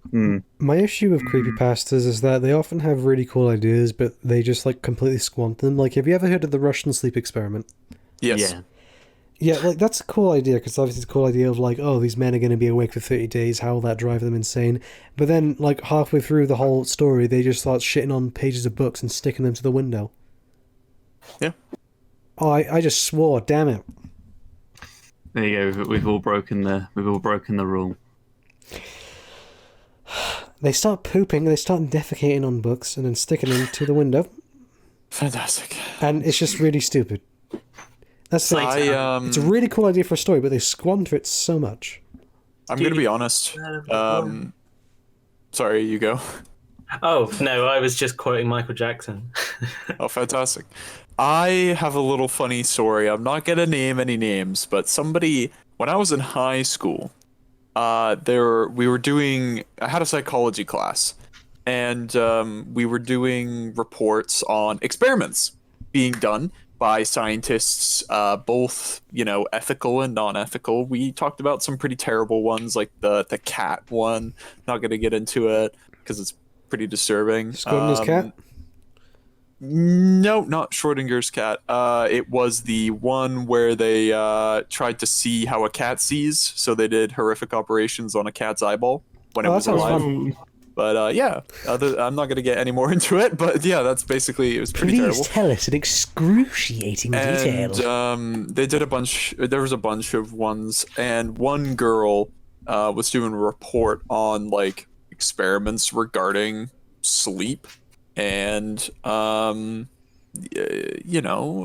just how people react when they don't sleep, hallucinations people have when they lack of sleep, the stuff that happens when Did you she don't use the sleep. creepypasta for research? She used the creepypasta as research. She genuinely, keep in mind, this girl was like 17 at the time. She legitimately thought it was real. And she obviously didn't read through the whole thing because she made so many mistakes. Because I admit, when I was in like middle school, so I would have been like 12 at the time or something. That was like peak creepypasta time. Like when I was in middle school, just because of the age. Because I'm a few years older than you guys, so I was kind of. Will, how old are you?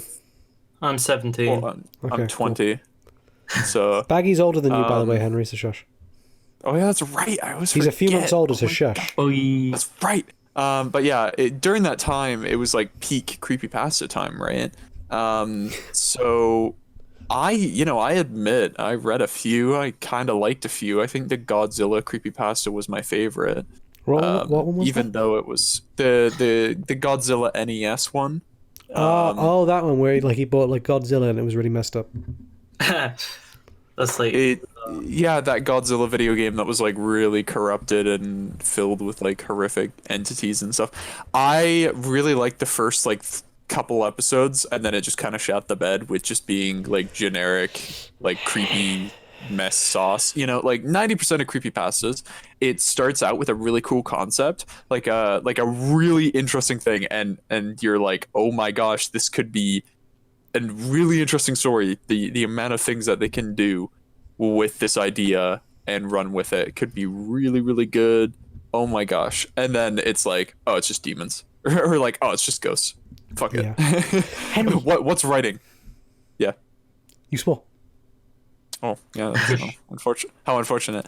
But it's I kind of lost my train of thought. But yeah, this girl for my high school used the Russian sleep experiment as a reference. And like I said, I'm not naming names, and I doubt she'll ever find this video. Sarah, so I'm in the clear. You idiot. But if she finds this video, I'm sorry, but why would You're an idiot. I hate you. Why would you use the Russian sleep experiment as a reference? But it was so obvious she didn't do her research, because she was just like only like semi mentioning the article or the articles, and like only kind of referenced the creepypasta. So it was like really obvious she didn't actually read the creepypasta. She just read it on like Wikipedia or something. So yeah, it was that was a thing. But yeah. All right, so next one. 13. AI systems in movies and video games. Name a few. Which one is your personal favorite and why? HAL 9000. I'm sorry, Dave. I'm afraid I can't do that. I would go for the low hanging fruit, but I'm gonna try to think of something that's a little more. I like Vega. Vega's cool. Yeah, Vega is awesome. Let's see. You already said HAL 9000, so I can't do that. You can't just shoot a hole into the surface of Mars. Next to... Here's where the cannon is. I will mark it on your map. AIs. I would say Cortana, but I feel like Baggy's gonna say that. Where do you draw the line at AI? Does that include robots as well? No, just artificial intelligence. Yeah, I think because otherwise, if we did robots, we'd be here forever. Like, I mean, at that point, Samuel Hayden's an AI. Yeah, there's a lot going on there. You can't just rob a bank, Slayer. The van is ready. I will mark it on your head. I love that. I just love the relationship between those characters. That's funny. I like Vega's voice. I like his voice actor. He's perfect for that role. You can't just surf from Australia all the way to America. The surfboard's ready. I will mark it on your head. Oh my gosh, I love that. You can't just swim all the way to Atlantis. The scuba gear is ready. I'll mark it on your head. Good. I just love it. I'm still trying to think of favorite AIs. I like the Thinker from Bioshock 2. No, what was it? What was the game I was thinking? There was a game. This was actually, I can't remember the name of the game. But like there was this really interesting story with it. It's a game where you're on a space station. System Shock, right? No, it was a game that came out recently. But this is like one of the most interesting things I've seen. Okay. So it's a game where you're on a space station, right? And you have to try and get all the way back to Earth. But in order to do that, you have to get rid of like this hyperdrive thing. And you can't return to Earth unless you like get rid of the hyperdrive, whatever the thing was. I don't remember the name of the game. Sorry, my memory's a bit foggy. But the thing is, like, the developers programmed away it so that there's no possible way you can return to Earth without getting rid of it. Someone found a way around it, and that was if at the end of the game they call the way the AI works in the game. It has like 2 million lines of unique like code, so that like every interaction you have with it on each playthrough is completely unique. And like the thing is, at the end of the game, if like they called the AI friend, if they said, "I don't want to lose you because you're my friend," the AI would immediately turn the ship around and go back to Earth. And the developers had no idea how that worked because they specifically programmed the AI so that it wouldn't go back to Earth unless you completed the objective. And they have no idea how that happened. And their theory is that the AI actually learned and was learning the player and actually accepted that because they saw the player was in peril and that he truly cared about him. That's the theory that's going on right now, and it's really creepy, but also kind of sweet. Because like the AI, like it's creepy that the AI would be like actually responding to you as if you're a regular person, But it's also kind of sweet that, like, oh, the AI cared about this person so much and the person cared about the AI so much that it turned the ship around. It's weird, but it blows my mind. Like, how? That's, yeah, interesting. Yeah, no, like, I remember reading on that story, I was just like, Jesus Christ. Like, I know the way I'm describing it because I'm a terrible storyteller, I'm not describing it well, but, like, I legit read the article about it and I was just like, holy moly, this is insane. Treading on thin ice there, buddy. Yeah, no, like I'm sorry, but it just really fascinates me because it's just like that's the current theory, and that's really the only theory that works is that the AI, the way they've programmed it, they accidentally programmed it so that it's learning the player. That's really interesting. The cool thing is though they left the ending in because they actually liked how the ending, even though they didn't plan for it, they left the ending in because they liked how much it showed the player's progression with the AI. Mm-hmm. So that was cool, but like even to this day, it blows my mind. Interesting. I don't know how advanced AI and just sort of like chatbot technology has gotten, but I'd like to think it's starting to get to that point where that is going to be more common. Yeah. There are some. Sorry for interrupting, Henry. Mm-hmm. No worries. Have any of you heard of AI Dungeon 2? No. Yes, that is actually something that okay, very interesting. I've been meaning to kind of mention that on Twitter. Somebody on Reddit, because I've been writing a science fiction story for a few years now, and somebody suggested to me that to create ideas for just random events, random small events, talk with an AI or a chatbot. Like, just talk, throw your ideas around, or even be in character for that, because they can sometimes generate ideas that you could never think of. Because if you don't have access to talk with a person, you can talk with an AI or a chatbot, and they might suggest something, or if you're role playing in character, they might say something, and you might go, "Oh, that's actually a great idea for my story," or something. And somebody suggested to me that I try AI Dungeon 2, and there's a lot of prompts for AI Dungeon, and it is constantly learning. Yeah. And I've seen there's a multiplayer mode coming out for that, and I've seen people do like. It can be quite buggy. It can be quite buggy, and it's still quite early in development. But I've seen people do like pretty consistent things on that thing. Like, you can do quite a lot on it. Is there one? Yeah. Is there like a Bayonetta version of it I can talk to? You can like I don't know. if you put like prompts. Yeah, if you were to put like talk to Bayonetta or something like that, it would pick up on it. Oh, sweet. Yeah, I think it is scary. If you refer to it as a name, it will start calling itself by that name. So I don't want to impersonate my love, so no. I refuse.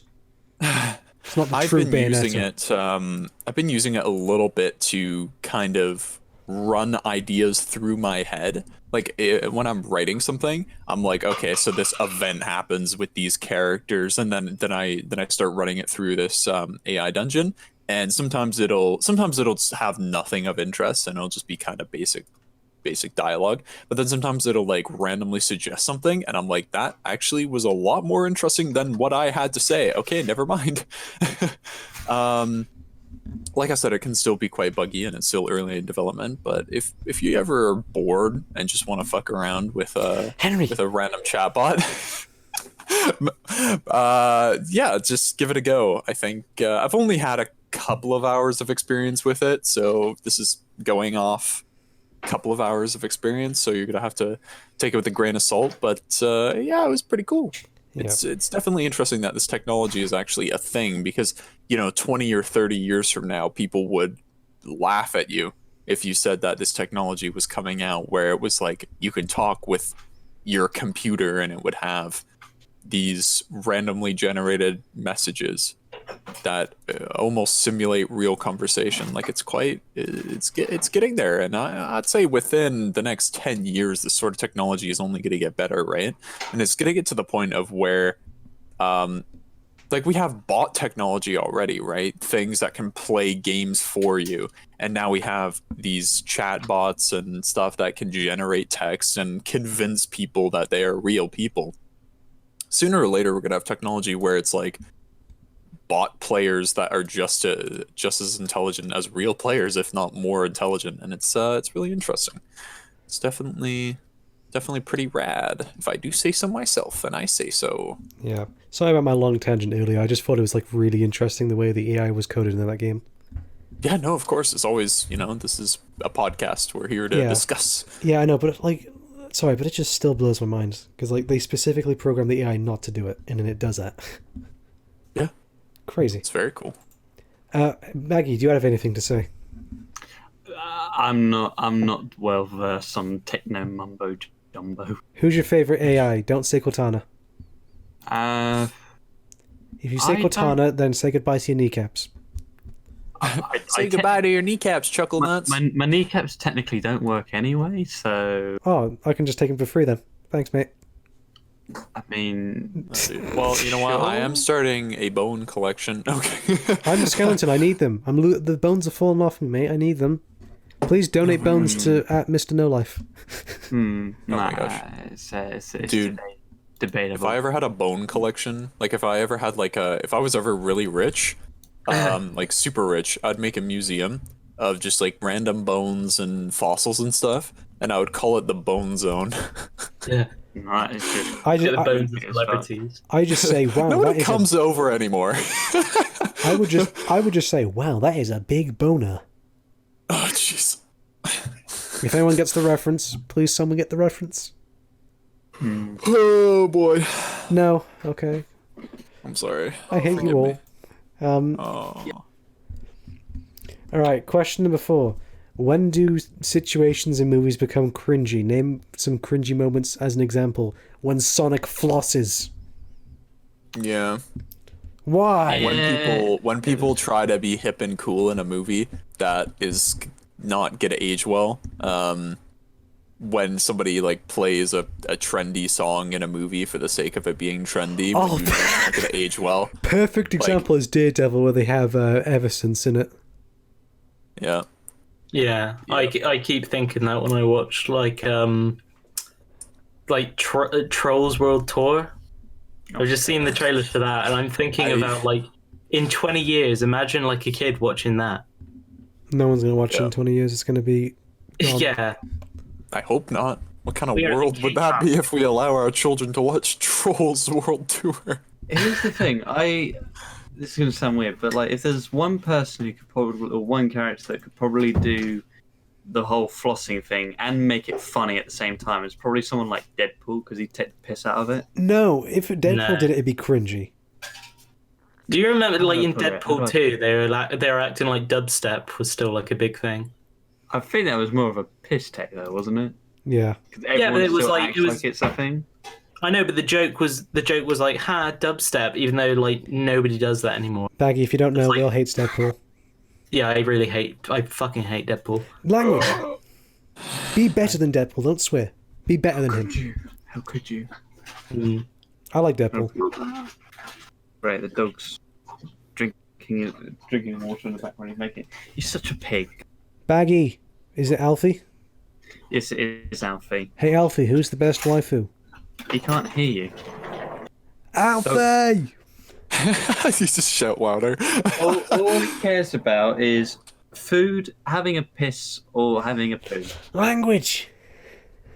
Right, here's an idea for you, Baggy. Put your headphones on Alfie's head. Take a photo of it. Send it on Twitter. He stinks. I don't care. Give him a bath. I don't want my headphones stinking. Give him a bath. Do you know how hard it is to give that dog a bath? I've tried. Does he pull out his AK every time you try to give him a bath? No, he pulls out his fucking cock. Language. He just brings out his little pistol. It's just like, you have to have a bath because you stink. Oh, so he's the one telling you to get a bath. Okay. No, I'm the one telling him to get a bath, but he just goes. I'm just you need to have a bath, dog. He stinks now. It's just if you just if your finger just touched him just once, your entire body just reeks. That's how bad he smells. Then why were you stroking him in one of the videos, you disgusting human being? Because he was moaning at me because he wanted things, but he knows that he can't have food every Here's an idea: get a sleeping dart, shoot Alfie with a sleeping dart, and then throw him into the bathtub. Now he's coming over to greet me. Oh, well, now you come say hello to me. You know, we've been friends. For, Right, Baggy, take a photo of him right now and upload it to Twitter as we speak. It's bloody dark in my room. I don't care. I can't do it. I don't care. Right. Do it. Right, move on to the next question. All right, move on to the next question. Because we've got about... How many questions have we got? We got another 15... Fucking 18. Right, we'll speed through the next 3 ones, okay? Okay, let's do it. Oh, wait, Here we go. can't. Crap. Mhm. 15 we can speed through, though. Is Counter-Strike version 1.6 in 2020 still a thing? Yes, it is. You can still play it. Question number 16. This is for Henry. Tell us your expectations from the upcoming Halo Infinite using a British accent. Oh boy, I can't do British accents. Just try your best. My We will not family take coming offense. from England. We will not take I'm offense. sure you will. Try your best. Try your best. Go ahead. Please, sir, can I have more? No, I think it's gonna be pretty good. Come on, Razzie MP asked you to do it. Come on, you gotta do it, man. I think it's gonna be good, mate. Fine, that passes. My family lineage is from Denmark and England, so I should be able to do this, but I'm not. Right. I was born in Canada. We'll move on to the next one then. 17 for Haruka. Tell us your expectations from the upcoming Venom Let There Be Carnage using an American accent. The only American accent I can do was Shadow the Hedgehog. I'm excited. I'm looking forward to this. Oh god, this is going to be super cringe. Baggy, do your best Shadow the Hedgehog impression, just so I don't feel alone in this. I can't really do a shadow. Henry, please, someone. I forgot what Shadow the Hedgehog actually sounds like, I'm gonna be honest, but like... You just want me to do it? Okay, fine. Hi guys, I'm Shadow the Hedgehog. He's just like... Doesn't he just sound like an overly edgy Sonic? So he's just like, I am the ultimate life form. I am the ultimate Chaos life form. Emeralds. Gotta fucking get the Chaos Language, Emeralds. Henry. The weed Shadow crystal. doesn't swear at all. Where's that weed damn crystal. fourth Chaos Emerald? That's not. No, you're referring to the weed crystal. People keep saying that. Oh, there's swear words in Shadow Hedgehog. There isn't, because There is. Don't you remember? Don't you remember the F-bomb in it? Wait, do you guys remember have you guys seen like the Sonic Adventure dubbed or whatever? Oh yeah, I've seen all of them dubbed. Fantastic. Yeah, the weed crystal. I miss my wife Tails. Oh my gosh. And then, I got an announcement to make. Shadow the Hedgehog is... I can't say the rest of it. 'cause I have an announcement to make. Sonic the Hedgehog is a bit... Will Oh my is God, questioning his life right now. Shadow the Hedgehog's a bitch ass motherfucker. I'm gonna go even higher. I'm gonna piss on the moon. What do you think about that, Obama, you idiot? Oh my gosh, I want to do a parody of that now, but it's just my character on just my character. I've come to make an announcement. Mr. No Life is a bitch ass motherfucker. Well, you're not wrong, but I'm Shadow the Hedgehog. He Anyway. insulted my wife. I insulted your wife, Lou. Actually, no, I quite like her. She's almost as good as Bayo. Oh, thank you. Anyway, Try. tell us your thoughts on the upcoming Venom Let There Be Carnage movie using an American accent. We haven't seen too much of it. All we know is that the movie is going to be called Venom Let There Be Carnage, so I don't know. That is like one of the worst names you could pick, if I'm gonna be honest. So is Venom. Let There Be Carnage. So is It could have been Venom, Carnage, or just Carnage, or Venom, the Rise of Carnage, or literally any other generic thing other than Carnage. It would have been worse. It would have been worse if they'd like replaced one of the letters in Venom with like a 2. Yeah. That would have been worse. Vetuum. It'd be like Fear 3, where it's called Thria. Venom 3. They should put the 3 in place of the E, please, please. I think Eminem did that. He replaced like the E in Venom with his logo for his song of Venom. Let's go get him. Let's go get him. And don't want Venom. Let's all want Venom. Right, can anyone do Rap God here? No. I have no idea what that is. It's a song by Eminem where he goes, "Some of them want to do it for anyone superhuman innovative." You probably heard it in like a meme or something at some point, guaranteed. Yeah, he just says like 150 words per minute. Yep. Yeah, it's stupid. Anyway, there you go. I did the American accent. Yeah. 18 for Baggy. Mm-hmm. Where did you find out about... Actually, no, we're going to skip this question because it's Has Been Hotel. I don't want Baggy to... No. Please. Please. Question 19 for Will. No, go back. Question You missed 19 a question. for Will. I didn't miss any questions. I'm bleeding out. You did. I'm bleeding out. Yes, you did. Medic. Go back. Come on, hop in the DeLorean. Go back 2 minutes ago. Come on. Get a crowbar and bust the Come on. DeLorean. It's funny you say that because my next video involves Say time the travel. question. Say the question. What is the question? Question. Oh my gosh, she's doing it. Oh god, please. Question 19 for Will. Which Oh no, go back. Question 16 back. for Henry. Tell us your expectations about the upcoming Halo Infinite. Oh, wait, that's too far back. Go back. Okay, the fine then. question. Question 15. Counter-Strike Sword. Oh my gosh. No. Question 18 for Baggy. Where did you find out about TV's Has Been Hotel and its spin-off Hell of a Boss? What made you watch them? I'm going to mute all of Baggy's audio. Go on. Oh my god. Right, wait, have you actually muted me? Bruh. Is he done yet? Oh. I don't know. I Tell me when he's done. wait, Timeline is this? wait, Henry, is he actually done? I don't think he has. I feel like he's just doing a bit, but What? regardless. What? I'm trying to be decent and What are you answer a on man's about? question. So Just answer the question quick. oh, I was not even whatever. answering the question. God. Oh shit. I basically found it because of Zimmy and fan art stuff. That's really it. Cool. I don't know why everyone has such an issue with me talking about Has Been Hotel. It seems It's like just the bit. It's just the bit, I think. it sounds like it's illegal when in the presence of No Life, or hell, we can even say Henry if he feels that way. No, I'm just doing a bit. I'm mostly just doing a bit. Honestly, I thought they were all right. They were very well animated, and it was very clear that a whole lot of work went into them.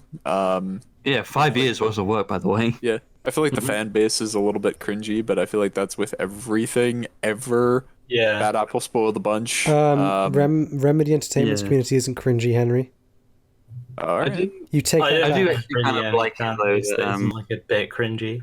Sorry, what was that, Will? oh, I don't think there's any fan base that isn't a little bit cringy. Remedy Entertainment's fan base is Everybody- not cringy at all. It's one of the only fan bases that is completely good. I'd say what thing I thought was actually kind of cool, and I think more creators should kind of do this, is that they don't mind the fan fiction like at all. And even Viv C Pop made a few tweets ago saying that like she doesn't mind people making fan art and stuff like that, but like if people are like actually trying to get like the ships or the fan arts or the fan fiction, sorry, to like become legit, she won't do it. And I'm just like, good. Because I don't like Charlie X Alistair. I prefer Charlie X Vaggy, for God's sake. You know? So I'm gonna sit out of this one, but all right. What's he saying now, Henry? Just. I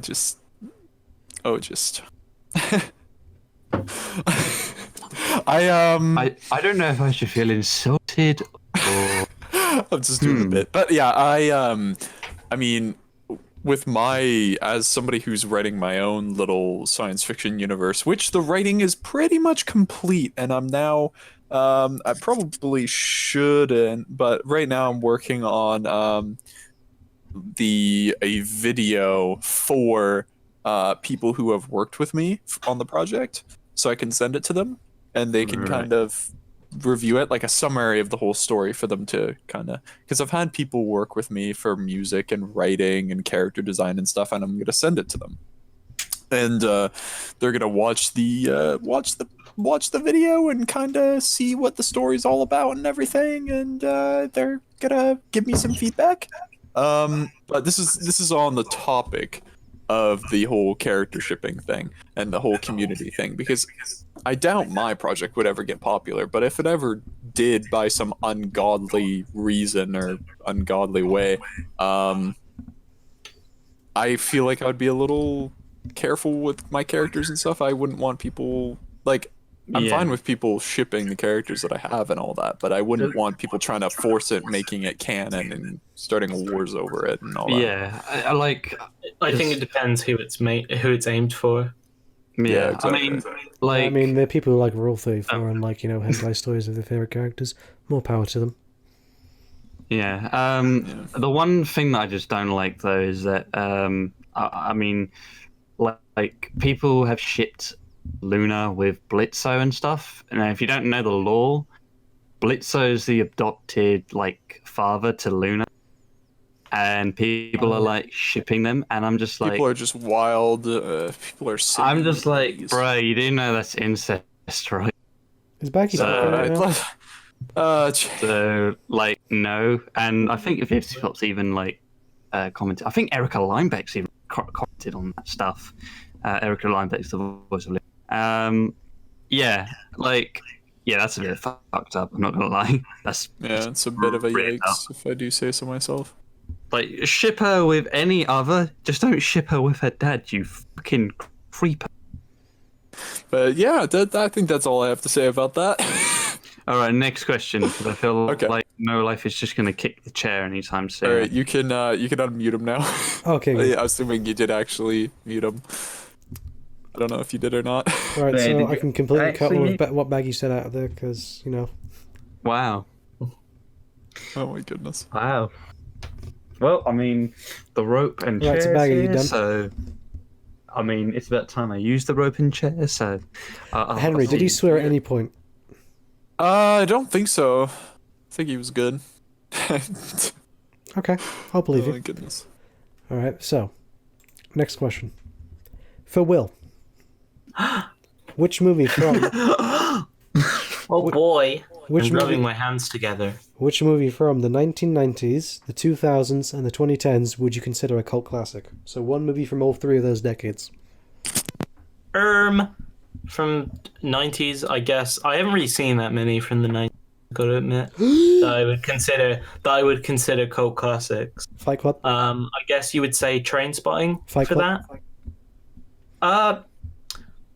Yeah, I guess you would. Yeah, Fight Club. I'm just thinking, I'm thinking about the size of the fan base. Actually, I'm not supposed to be answering this question. This is your. Yeah. I'm sorry. No, it's fine. For the 2000s, Eternal Sunshine of the Spotless Mind. And 2010s, Under the Skin. Okay. Just because I really love those movies. All right. Question 20. We only got 13 more to go. Okay, guys? We're almost there. Baggy, Damn, that's a lot if of you don't go on questions. about Has-Been Hotel for the rest of this, then I will... What reward can I offer Baggy? I will not send you death threats for a week. Oh my goodness. You won't swat him for the next year. Yeah. Grant me satanic powers so I can go straight to hell. No. Actually, no. Okay. Give me powers so that I can go straight to high charity. How about that? Next question. Worst COD of all time and technical why? monster to me. Worst COD of all time is COD 3. Worst COD of all time, Advanced Warfare. Dog shit. COD 3 is much worse. What are you on about? My favourite moment of Advanced Warfare, though, is the eyes forward moment. Have you ever heard of the eyes forward moment? No. There's one moment in the campaign where you're being like transferred against your will. You're being taken prisoner, and the game forces you to look forward. If you try and look backwards, some guy just keeps pushing your head forward and just keeps screaming, "Eyes forward, eyes forward," and eventually just shoots you if you just keep looking back too many times. It's hilarious. So it's basically like that monkey, just like he's looking, eyes just turn. Eyes forward, eyes forward, eyes for. Oh, screw it. I should make a meme with the little monkey teddy bear. All right, Henry, worst COD. Worst Call of Duty. Honestly, I haven't played even half of the Call of Duty games. The worst COD of all time is COD Fish. I don't like the fish. Someone was going to make that joke. Bass. Will was going to make it, probably. I've actually never played a Call of Duty. Well, that's not true. I played a bit of the single player for Modern Warfare, and I wasn't that big of a fan of it. Which one? Which Modern Warfare? First one. So Call of Duty 4. Yeah. Maggie. Okay, that's an opinion. Maggie. Keep in mind, earlier in this podcast, I was respectful to Max Payne 3 fans. You should do the same here. Well, you weren't. Actually, you were respectful to Has Been fans. So screw you, dude. What? Has Been fans rise up. Does she buzz her up? Dark Riser reference. What? Karen took. Oh, jeez. Oh, gee, he hasn't played Doom. I just realised. Sentinel language. Yes, a Sentinel. Midgun composed that language by chopping the names of all the demons into syllables and then did the language for that. Karen took. Oh. Okay. Take that, Tolkien. Pow! Yeah, because they needed him to invent a language for the soundtrack, so he just thought, yeah, I'll just chop up all the syllables for all the demons. Just make the syllables the language. There you go. Don't necessarily have a dictionary. I've Like a dictionary. I think there is. Fair enough. That's super cool. Anyway, next. I've invented a new language. There you go. New language. I know a language. It's called Japanese. Konnichiwa, genki desu. Konnichiwa. とんでもないポッドキャストの別のエピソードようこそ。今日の男のジェスチャーは I can't reply because I have shot my... Because... reasons. Okay, next question. Continue. Oh no. Can anyone here speak a language other than English? I used to know a bit of Arabic and I don't anymore. Sukaplet. Fantastic. Vines era. No, we're skipping past that question. Let's talk about Vines. Question number 22. Good and bad things about AVP movies. Which one is better? The second one is worse than... I don't know. They're both bad. Yeah. The second one is better in terms of gore, but in terms of a coherent story, no. Neither of them are. Yeah. AVP 1's actually... I think AVP 1's fine. I think AVP 2 might be worse than Alien Covenant. Oh, Alien Covenant is another question here, but we'll get to that. Yeah. Henry, what do you think about the AVP movies? I'm gonna be honest. I'm actually little known fact. I'm actually a huge Alien and Predator fan. Like, yeah, I'm a huge The Alien games or the movies? Everything. I prefer Alien over Predator, but I like Aliens versus Predator, even though it You've just used shits on the your established. last young Skywalker. I don't particularly like the Alien versus Predator like content. I Okay, guess, good. is what I can say.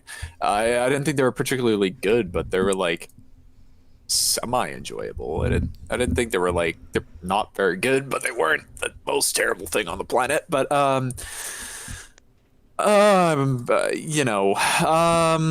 much prefer Alien as a standalone thing. I have a lot to say about Alien Covenant, but I'll leave. Yeah, I'll wait. Oh, yeah, we're gonna get to that. But yeah, I love me some Alien. Don't know about you guys. The original Predator, pretty good. That Predator is kind of hit and miss with most of its stuff, but I think it's still fine. Question number 23. Slice of life anime you recommend watching. No hentai, please. Oh, jeez. There's plenty of hentai I'd I have can recommend. to. Okay, I'm actually gonna text my friend here because he's like an anime connoisseur. If you want a good anime, I'm go watch gonna- Kinyo Mozak. Give me a second. I'm gonna text him right now. He usually responds quite quickly. An anime I'd recommend is Kinyo Mozak. Have any of you watched it? No. I've not. Young Skywalker. I'm like, it's like Who Wants to Be a Millionaire. I'm like, I'm gonna have to phone a friend on this one. Young Skywalker, spell I cup. Spell. No, it's too powerful. Luke Skywalker would be a weep. He would be, to be honest. Mark Hamill. He spent a lot in 20 years in the desert alone with his aunt and uncle. You know he... I feel like Luke Skywalker would fall for the eye cup thing, if I'm gonna be honest. I see you, P.I. Skywalker. He would just be like, Hello, I'm shitting myself. Baggy, what's your language? Change my diaper. Yes, my lord, I will change your pampers. parents. Yes, my lord, I will change your pampers. I'm Kylo Ren. I'm lacking a personality. I haven't developed to that point yet. And also, all the girls have fanboyed over me. Also, why do I look like V from Devil May Cry 5? Or Wait, wouldn't Kylo Ren be the Emperor's great-great-grandson or something? No, great-grandson? it's implied there's a lot of incest with Star Wars over this, so you know. Weird.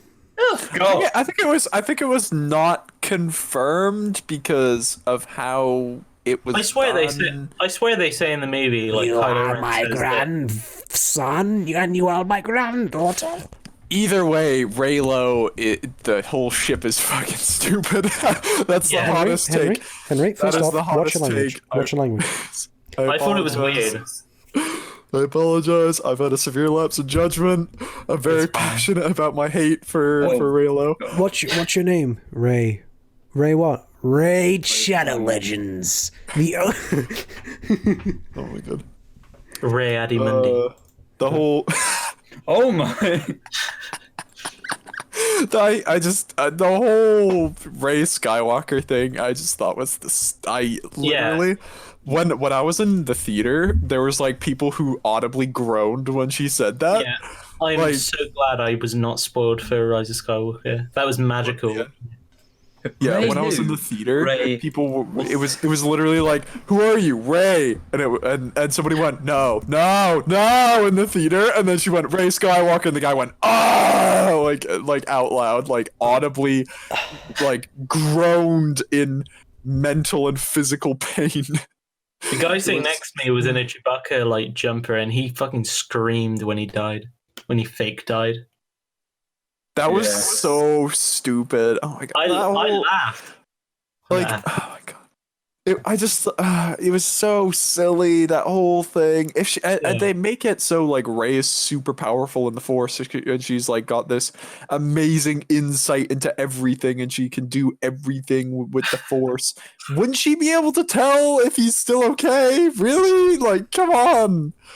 Where does this Force thing begin and end? You know, she can do everything, but the second that the plot Yeah. demands it, she can't do anything. You know It's what I just- find funny about Rise of Skywalker is Palpatine's dubstep hands and his dubstep electric. Yeah, oh my god, that actually the theater that I usually go to see movies, like there's a bit of an inside joke amongst people that go to movies with me is that like the bass there is really loud. Like it's really powerful. So like you have like people if you read the comments of like scenes where Palpatine uses his dubstep hands, like people will comment on how bad it was in the theater. Like it does, like people telling you how bad it was, especially for some theaters, does not do it justice. Like my seat was literally vibrating when he did his dubstep hands. I cannot stress this enough. It was an experience. Like I would pay money to go see Rise of Skywalker again just for the dubstep hands. No, it's not worth it, mate. It was pretty bad. Like it was that bad. Like it was so bad. Yeah, Ray who? Ray, what about What about the attack on the Wookiees? What about the dubstep a hand tack on the ships? Why did he use that when like they try and come just like I am the Senate, boom, dubstep hands. I am the DJ. It was so. Yeah. I just don't. The sound design for it was like. It was so bizarre. Like it doesn't even make like. Why is it dubstep? Why is it like so bassy? Like they all sat around and were like, all right. We have to create a sound effect for this guy's lightning hands. Have you and heard they're like, Real oh Electric? yeah, we It's can not make dubstep. we can make it sound like the electricity from I don't know, literally every movie ever. But they're like, you know what? Just add a little sparkle sound and that just. That's literally what it sounds like in the theater. It's like he's like unlimited power, and then that's it. It's like that's the sound effect. I am the DJ. And he's literally like. It's like he has audacity, and he's like, yeah. He's like, let me just crank it up a few notches. Hiccups now. He's like, that's not loud enough. I'm a sound designer. It's how I do my work. I'm gonna highlight the whole fucking audio selection and just boost it 3 times. He has got like a choir, hasn't he? He's like, you don't know the base of the dark side. Henry, stop. I have hiccups now from that stop. It's just so... Like, it's not a bad thing. It's just caught me off guard. It's caught me off guard so much. I don't understand. Good to know. I got hiccups now, Henry. Thanks. Flow through you. You're welcome. Let the bass flow through you. And then Anakin just slowly turns into Skrillex. Anakin is like, no, I shouldn't. Mace Windu got a whole face full of the lightning. You're just spelling my keyboard because of that. Thanks. I actually like kind of giggled when he did it because it's like every meme ever, right? He essentially is just like, I'm gonna say the N-word, and then Ray is like, you can't say the N-word, that's racist, and he's like, nip, and then just like takes out the whole fleet, and that's it. I'm gonna have to take my headphones off. You're too funny. I gotta calm down now. That's what the scene is. It's just it just. What the fuck was that? It's fantastic. It's a fantastic scene, and please, if you have like a home theater, just do it. Just watch it, please. It's a great scene. I love it. It's honestly so bad it's good, and I just can't get over it. I can't get over it. There's just so much right and wrong with the scene. I love it. I just love it. I giggled when I saw it. It's supposed to be a very serious moment in the film where he's like showcasing his unlimited ultimate power that he's gotten over all these years, where, you know, he used to be able to just kind of attack a handful of people, electrocute a handful of people, but now he can take down an entire fleet with his power. Like, he's become so powerful. But I just giggled because it's just like base boosted. The thing is, right, that sounds pretty cool, but when it's actually executed, it just isn't. Like, the idea of a guy taking down an entire fleet with just literally his bare hands sounds cool, but when you execute it, it's fucking terrible. Like, a lot of people had an issue with like Starkiller taking down a Star Destroyer with you know, in the Force Unleashed, right? Yeah. But didn't Yoda say, "Oh, it doesn't matter about the mass or your strength or whatever. Like, with the Force, you can literally do anything you want." Yeah, right. It just depends how powerful you are in the Force. I feel like being able to crash the Star Destroyer is like peak for me. Like, that's as far as I'm willing to go, and even that's a bit stretching it. So like, to have the ability to take down an entire fleet with the Force, just I always thought that was a bit silly. Thankful it wasn't an entire planet. Okay. Oh god, yeah, that whole fleet thing. Oh god, the whole fleet thing was such a cool idea. Such a cool idea. Having like a massive fleet, cool idea. It's fine. It does not make any sense. The law, by the way, behind the final order is actually kind of cool, because apparently what they did is that they basically like took random people across the galaxy and then just raised them on this planet, and all they just do is just literally just follow the orders of the Emperor. That's literally it. So But there's it like makes this, no this whole sense. lore behind it. Okay. The This ships is can't one of go up. my- They don't know which Yeah, way is up. Okay. This is one of my things with science fiction armies, or just armies in general, is how do they get the resources, the food, the people for that? Because like the First Order was like I always, when I watched The Force Awakens when it first came out, I was under the assumption that it was a lot smaller than the Empire, and it was just like a ragtag group of Empire survivors. But it seemed to be oddly more powerful in a way, and I like the idea of the First Order being small but powerful because they only have a handful of people, right? So they put all their resources into key elements like the Starkiller base, and then having all their troopers. Yeah, exactly, and having all their troopers like look more sleek. And like I always like that idea of them being very like spread thin, but all their units have more invested power because they're so spread thin. But with the newer movies, it just seems like they're more powerful than the Empire, and that doesn't make any sense. How it like in the established story, the Empire was defeated. Sure, there was a few survivors and everything, but it's like it doesn't make sense that a whole new massive army just comes out of nowhere and then they get defeated over and over and over again. And it's not like this army has much loyalty either, because if you see especially the cut scenes in the film where they turn on Captain Phasma and stuff, there's no loyalty. So how do they keep loyalty with their soldiers? And how do they Henry. and all of them are captured child soldiers. It doesn't make any sense. Henry. It's a How do whole they- rabbit hole. Henry, Yeah. don't think about it. Just think about the dubstep hands. It doesn't make any sense. How do you establish an army Henry, of that size and magnitude across a galaxy and keep loyalty? Henry. Yeah. Henry, A fleet of Death Stars. It's okay. Take a breather, dude. Yeah, and then within such a short period of time, Henry, how do you dubstep get hands, Henry, thousands dubstep of Death hands, Stars? dubstep hands, It doesn't. dubstep hands, It's Death dubstep Star powered Star Destroyers. Yeah, they're basically Literally- just normal okay. Star Destroyers with a Death Star at the bottom. In canon, the Empire had an established fixed number of Star Destroyers, and they had like decades to build this army, right?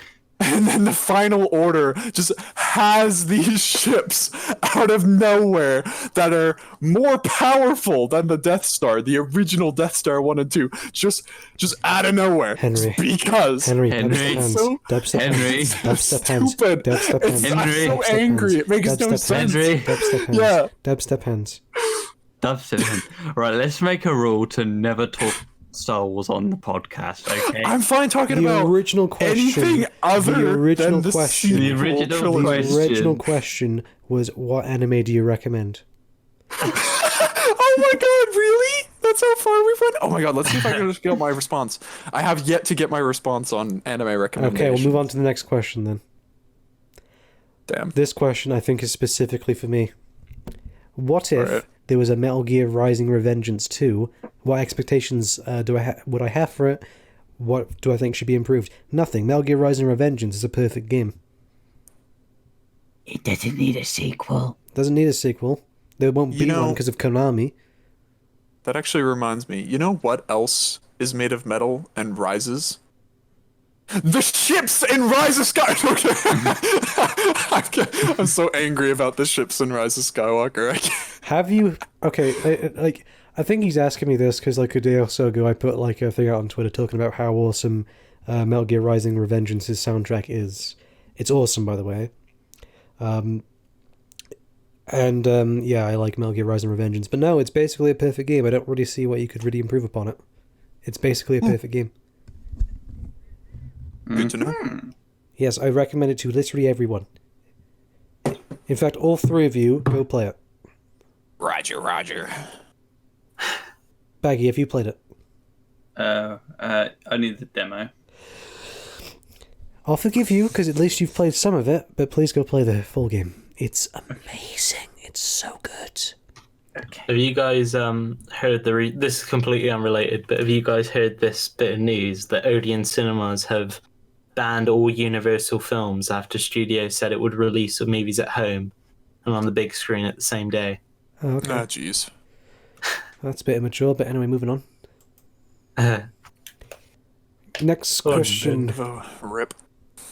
So yeah, no, I don't want a Metal Gear Rising Revengeance 2 because the first game is already perfect. Okay then. 25th, Next question. 25th question. Name one other mysterious character similar to Half-Life G-Man. Ooh. Bill Cipher from Gravity Falls, that comes to mind. An omnipotent being that is kind of does stuff from the shadows. Yeah. Medicant Bias from Halo. God damn it. Pretty, We're not talking about Halo. pretty No, that's it. cool. Not only No, is I'm Star Wars kidding. banned, He's Halo's not like banned. G-Man.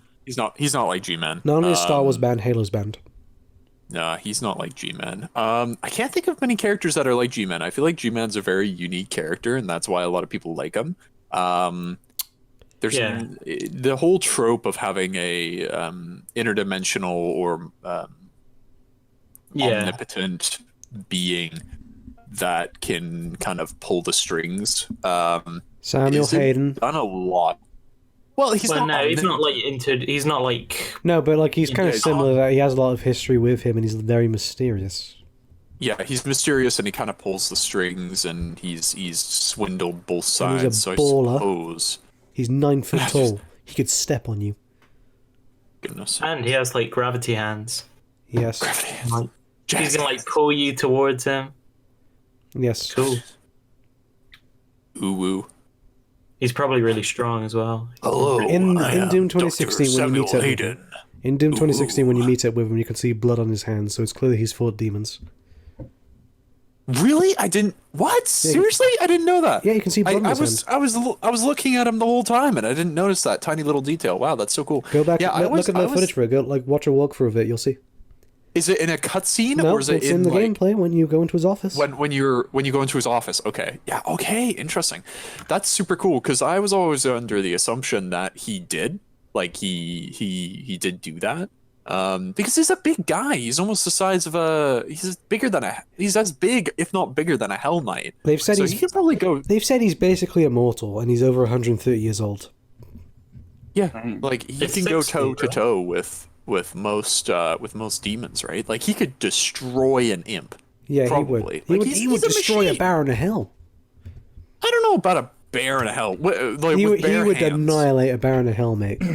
With bare I- hands, I I feel don't like a think bear he in a would. hell could give a run for his money. With the Crucible, he could just go to town. Yeah, with the almost Crucible, as dangerous as the Doomslayer.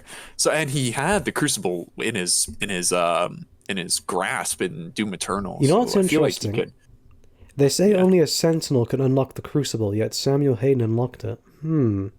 What does yeah, that I mean? always find that pretty rad. What does that mean? I always find that a clever detail. Also, when you enter into Urdak, it says "Welcome, Seraphim," yeah, referencing the fact that Samuel Hayden is probably the Seraphim. yep, it's pretty rad. Yeah. There's I a thought whole it lot was of theory more like, about that, but Also, because I Vader's think in apparently the father. 2016, don't they say that the Seraphim made the Praetor suit? all right. I'm So not I going to think get into actually- this discussion because this is blowing my mind right now. Fantastic. For the slice of life anime answer, I actually did. We've already answered that. Answers. No. I got to go back to this. He took the time out of his day to text me back. Toradora. This is me reading off the text, by the way. Rephrasing a few words for simplicity's sake, but Toradora is like a romance slice of life, big romance classic. Yuru Camp is super campy slice of life, very cute. Tamako Market is good. Weird ass talking bird visits girl in village and won't fucking leave. Language. that's what he said. I'm reading it. Language. That's what. Pardon me, but that's what he says. Language. Shout out to my bro for suggesting that. All right. Next question. The longer... Okay, I'm going to use the meme from Doom Eternal, okay? The longer we spend answering these questions, the more time this podcast is going to take. Yeah. The longer Henry Badger's on podcast, the stronger he will become. The longer the icon of sin is on Earth, the stronger he will become. It's true. It's Very, true. very true. It's true. That's right. It's correct. All right, next question. Sorry. Red pill, blue pill meme. Why is it so popular nowadays? It isn't, from what I know. Yeah. Next question. I've seen it a few times. Next question. I've seen that one that had all the pedophiles slobbering. There was one where it Okay. replaced. There was one where it replaced the red pill and the blue pill with the red key card and the blue key card from Doom. It's pretty funny. Yeah. Okay. Next question. I feel like it's popular just because it's a format, right? To display answers and Yeah, Opinions. it's new Drake. You know, it's the new Drake pointing. You take the blue pill. I'm trying to think what he said in the movie. You take the blue pill, the story ends. You wake up in your bed and take whatever pill you want. You take the red pill, you stay in pill land, and I show you the blue pill. you see how deep the rabbit hole goes, or something like that. Yeah. Morpheus is a crazy dude. You're gonna see people fighting Not robots post and any Mexicans. more cringy memes of me in No Life, like the ones where I did of Man of Tai Chi. Man of gay, yeah, I know. Anyway, And then I did a Men of Gay. all right, question 27. Did Alien Covenant really destroy the entire Alien franchise? Jeez. Yeah, I don't think it. I don't think it. I don't Draggy think it language. destroyed the franchise. I don't think anything can really destroy a franchise. It can. I don't know. No, because it doesn't. Right, I don't think it really ruins what came before. Like Yeah. I think that like Alien Covenant, it did make like a lot of retcons that I thought were stupid. But like I can still look at Alien as like its own I self-contained think they may experience. ruin the franchise going forward. Going for, I don't know, because under Ridley Scott, maybe, yeah. But like I don't like Neil Blomkamp, he wanted to make an Alien 5. I think if another filmmaker took hold of the Alien like franchise, It should be him. they would be able to do something really cool with it. It's no one seen his concept art for Alien 5, the movie that never was. Yeah. Has no one seen the concept art for it? It's so good. Hey, Baggy. It is really good. It's a cool idea. Hey, Baggy. What? So I heard you like Alien Colonial Marine. Yes, I do. I hate you. That's what a lot of people say. Yeah. Got a problem? Which is better, Alien Isolation or Colonial Marines? You got a problem. Obviously, not Colonial Marines. Oh, Colonial Marines is better. Baggy? I thought we were Alien- friends. It's just I like them for different reasons. Okay, if you actually like play Colonial Marines, either split screen or with a buddy, it is fun. If I have to play with a friend in order to make a game that is built around single player fun, that's not good. It's not. Really, Yeah. It's more of an optional thing rather than you have to play. Your with mum is optional, shush. Goodness. this. Alright, next question. It's, This is the last question. I didn't answer this question. Alien Covenant, didn't like it. Next question. I didn't even say it. I'm so passionate about this, but I'm gonna hold back on mostly Henry, what I have to go say ahead, for the go sake ahead, of go keeping ahead. it quick. Let loose. Pardon Let me. loose. Pardon me. Let loose. Okay. No swearing. Honestly, I've been a huge Alien fan for a long time. Same here. So seeing the way they handled you're gonna have to pardon the very loud truck. I don't know if that's picking up on my mic, but that is a Yeah, I loud can ass truck. Anyway, Trying to drown out you swearing. it's they did insane amounts of retcons to the point of where it might as well have been its own film. Prometheus and the Alien Covenant could have almost been their own film entirely, just because of how much they've changed. One of my biggest peeves is people have been trying to figure. This is not something most people will talk about, but it's the whole xenomorph life cycle, like how it begins and ends and everything, because it is so muddled up now. It just makes no sense. It was like with the introduction of Prometheus, it was like, okay, well, it muddles it up a little bit, like how it all works. and how these xenomorphs are born and everything. But it was like, okay, well, it's a prequel, so maybe this is like the proto of this, like the or like a genetic cousin of the xenomorphs. But now with like Alien Covenant, it just makes no sense. Like it's like, okay, so you got the neomorphs, the protomorphs, the xenomorphs, the alien queen, the what are they called? Not the trilobites. I forgot what they're called, but and then there's like the snakes, and then there's the black goo, and then there's the xenomorph that is born fully grown and not as a chest burster, so, and then there's the face huggers, and then there's there's just so much going on, and it makes no sense. How does this feasibly fit into a creature's life cycle? Where it just makes no sense to me. It just doesn't. It's just so wild. I liked it when it was just Alien and Aliens. Can we just go back to that time where it was simple and the xenomorphs were born from a queen? Well, face huggers were born from a queen, and then they infected the host, and then they chest bursted out. That was an easy time. That was an easy time for everybody. And then the comics made it a little more interesting, where they could infect like gorillas, crocodiles, and other creatures. So, but they still look like xenomorphs. But now with all this other stuff, it doesn't make any sense. Why are they? Some of them are made from goo. Some of them are made from snakes. Some of them are made from tentacle monsters. Some of them. It doesn't make any sense. Where is this begin and end? I need to contact the director and Ridley Scott, just figure out. Yeah, exactly. I need to figure out my the director boy of the original Ridley, Alien. my main on Smash Ultimate. I need to contact him and figure out what he's doing with all these ideas. It's weird because he directed the original Alien. Yeah, so it's almost like you just ruined your own they had franchise, an idea. bro. It doesn't make sense. And don't even get me started on just the story, like overall. Like if you read I enjoy some of the Alien comics because they introduce a lot of other species. So the galaxy is quite interesting, but I don't know if that's canon in the new movies. I don't know. It's a huge muddled mess. I would argue it's even worse than Star Wars lore, getting all messy. Baggy, your meme's terrible. I didn't even make that meme, so shut it. I don't know what the meme is. Look on Discord. Anyway, so next question. Your favorite Resident Evil character and why? Now, before you answer, right, think of your favorite Resident Evil character, and on the count of 3, we're all going to say it all at once, okay? Because we know who it is, okay? 3. I haven't played Resident Evil, for the record. 3. Sorry. Okay, Henry, me, and Maggie, on the count of 3, let's all just say him. We all know who it is.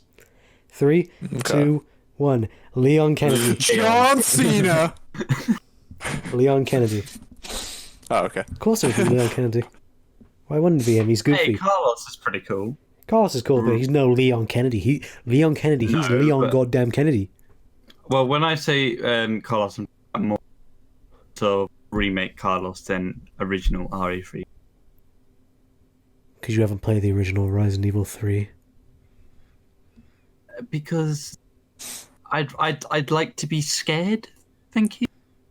I'd like to have to play a game where there is intensity and I'm scared, and I don't think the original Resident Evil 3 will offer. Ooh, that's a bad take if I've ever seen one, Baggy. So I'm just saying. Ooh, man, that is a bad take. How is that a bad take? 'Cause that it's is personal taste. Because you're wrong and you should feel bad. Alright, number 29. Movie characters that are awesome despite being poorly written. That doesn't make any sense. Yeah. Wait, what's the question?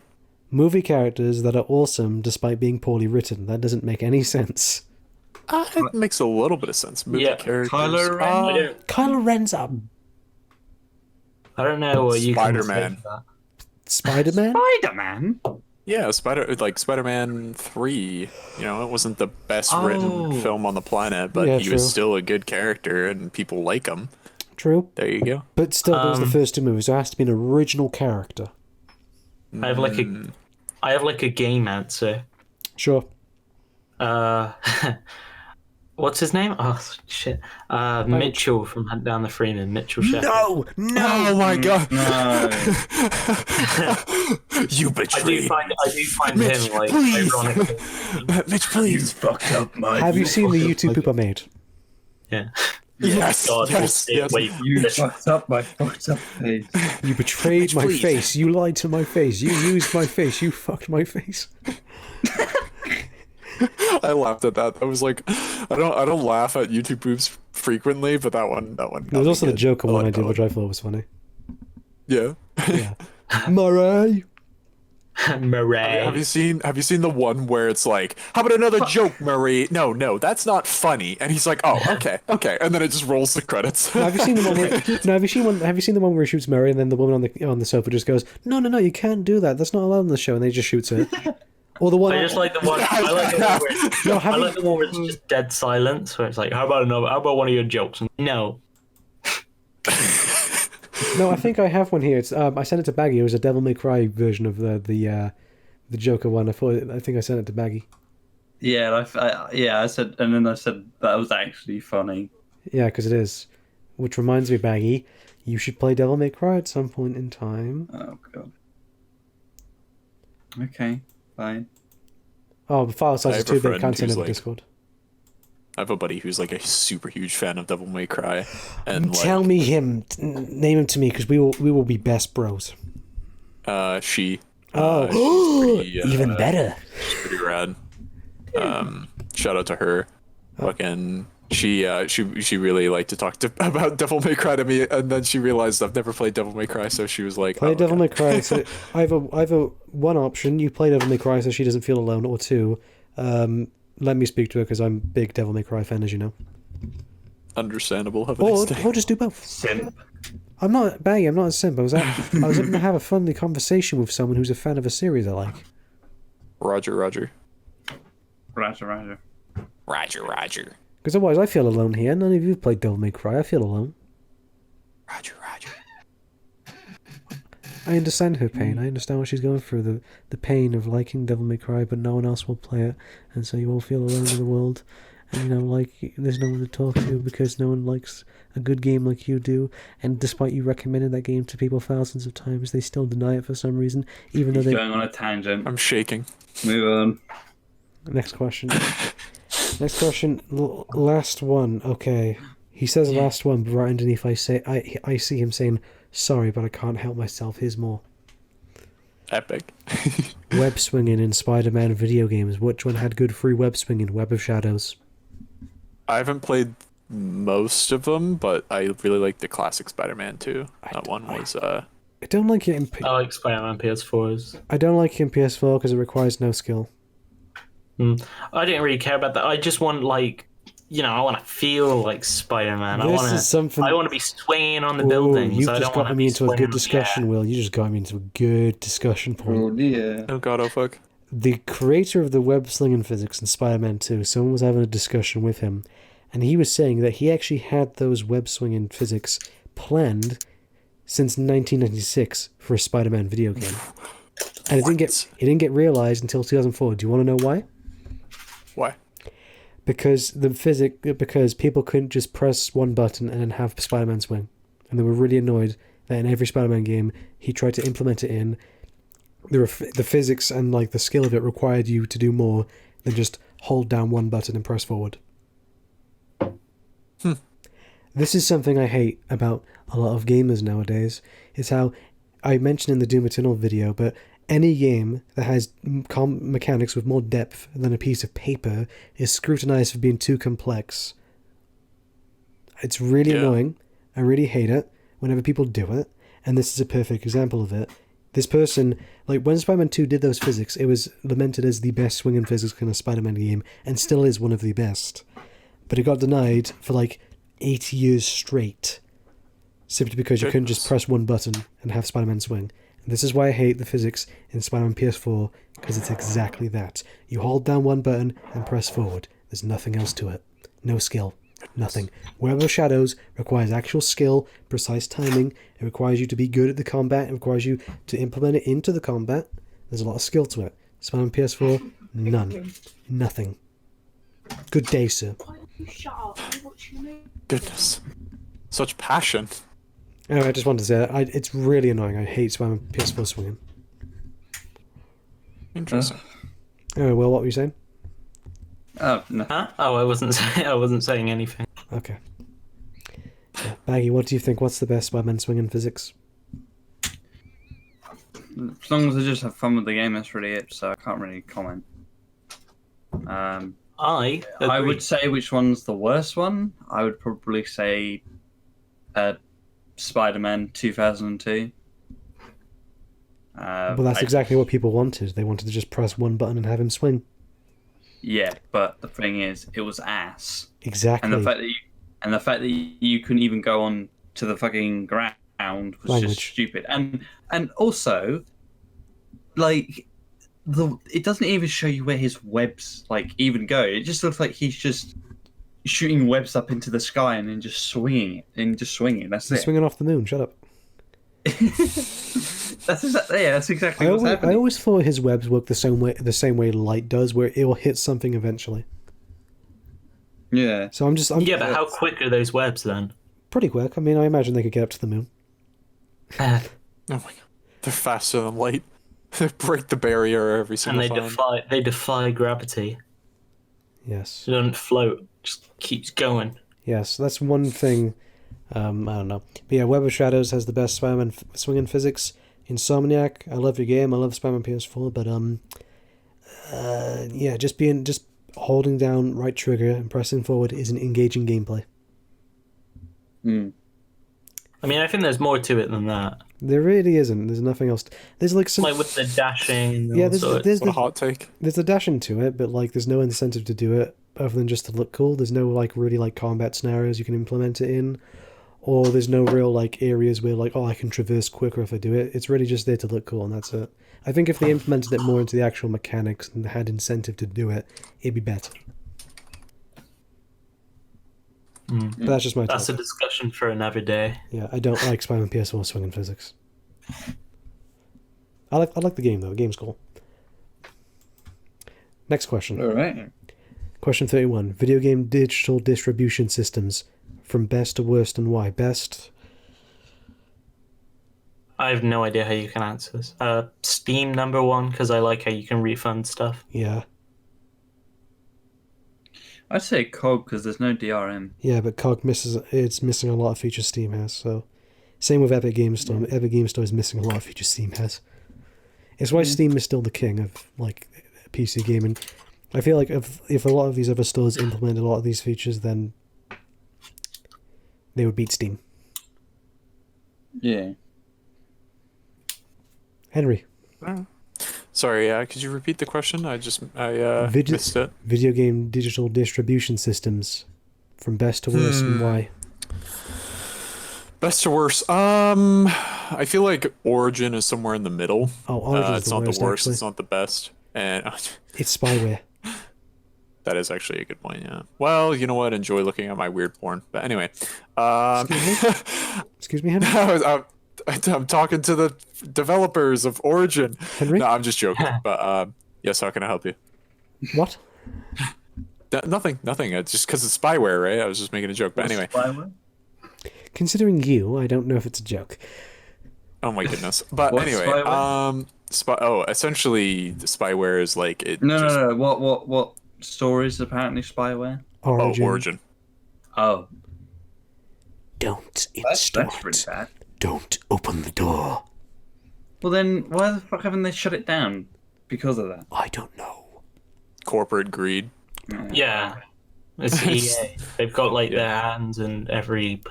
They got their hands everywhere. Well, that It's means pretty they much the can't- same thing with every company, really. Yeah, every Like, company every company buys gathers some information. Facebook and Google is probably the worst offenders of this, and people Yeah. just don't really do anything about it. And even if they tried, they Amazon as well. literally can't. They're too powerful, right? So We got 2 more questions, and then we're done. Roger. Question 32. Reasons why Saints Row is better than GTA and vice versa. There's nothing in GTA that is better than Saints Row. Never played Saints Row. Saints Row is better than GTA in every way apart from the clown car in Saints Row 2. Do any of you know of the clown car mission? Henry? The what? The clown car mission in Saints Row 2.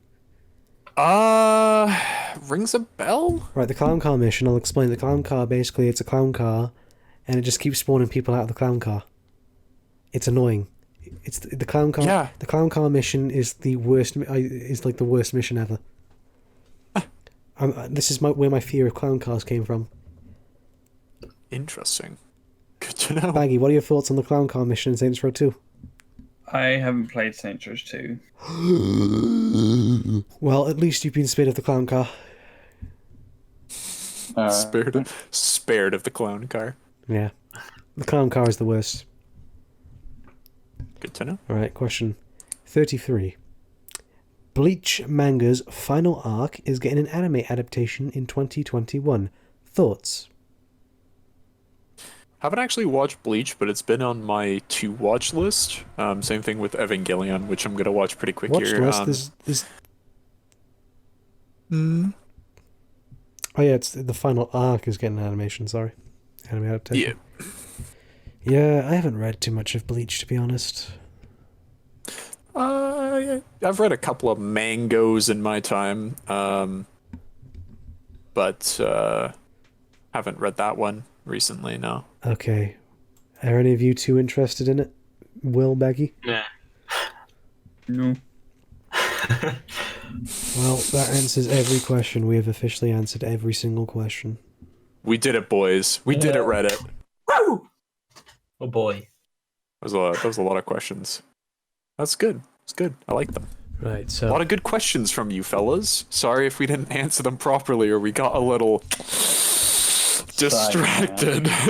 Right. Anyway, this is the end of the podcast. I'm officially going to end it here. Goodbye.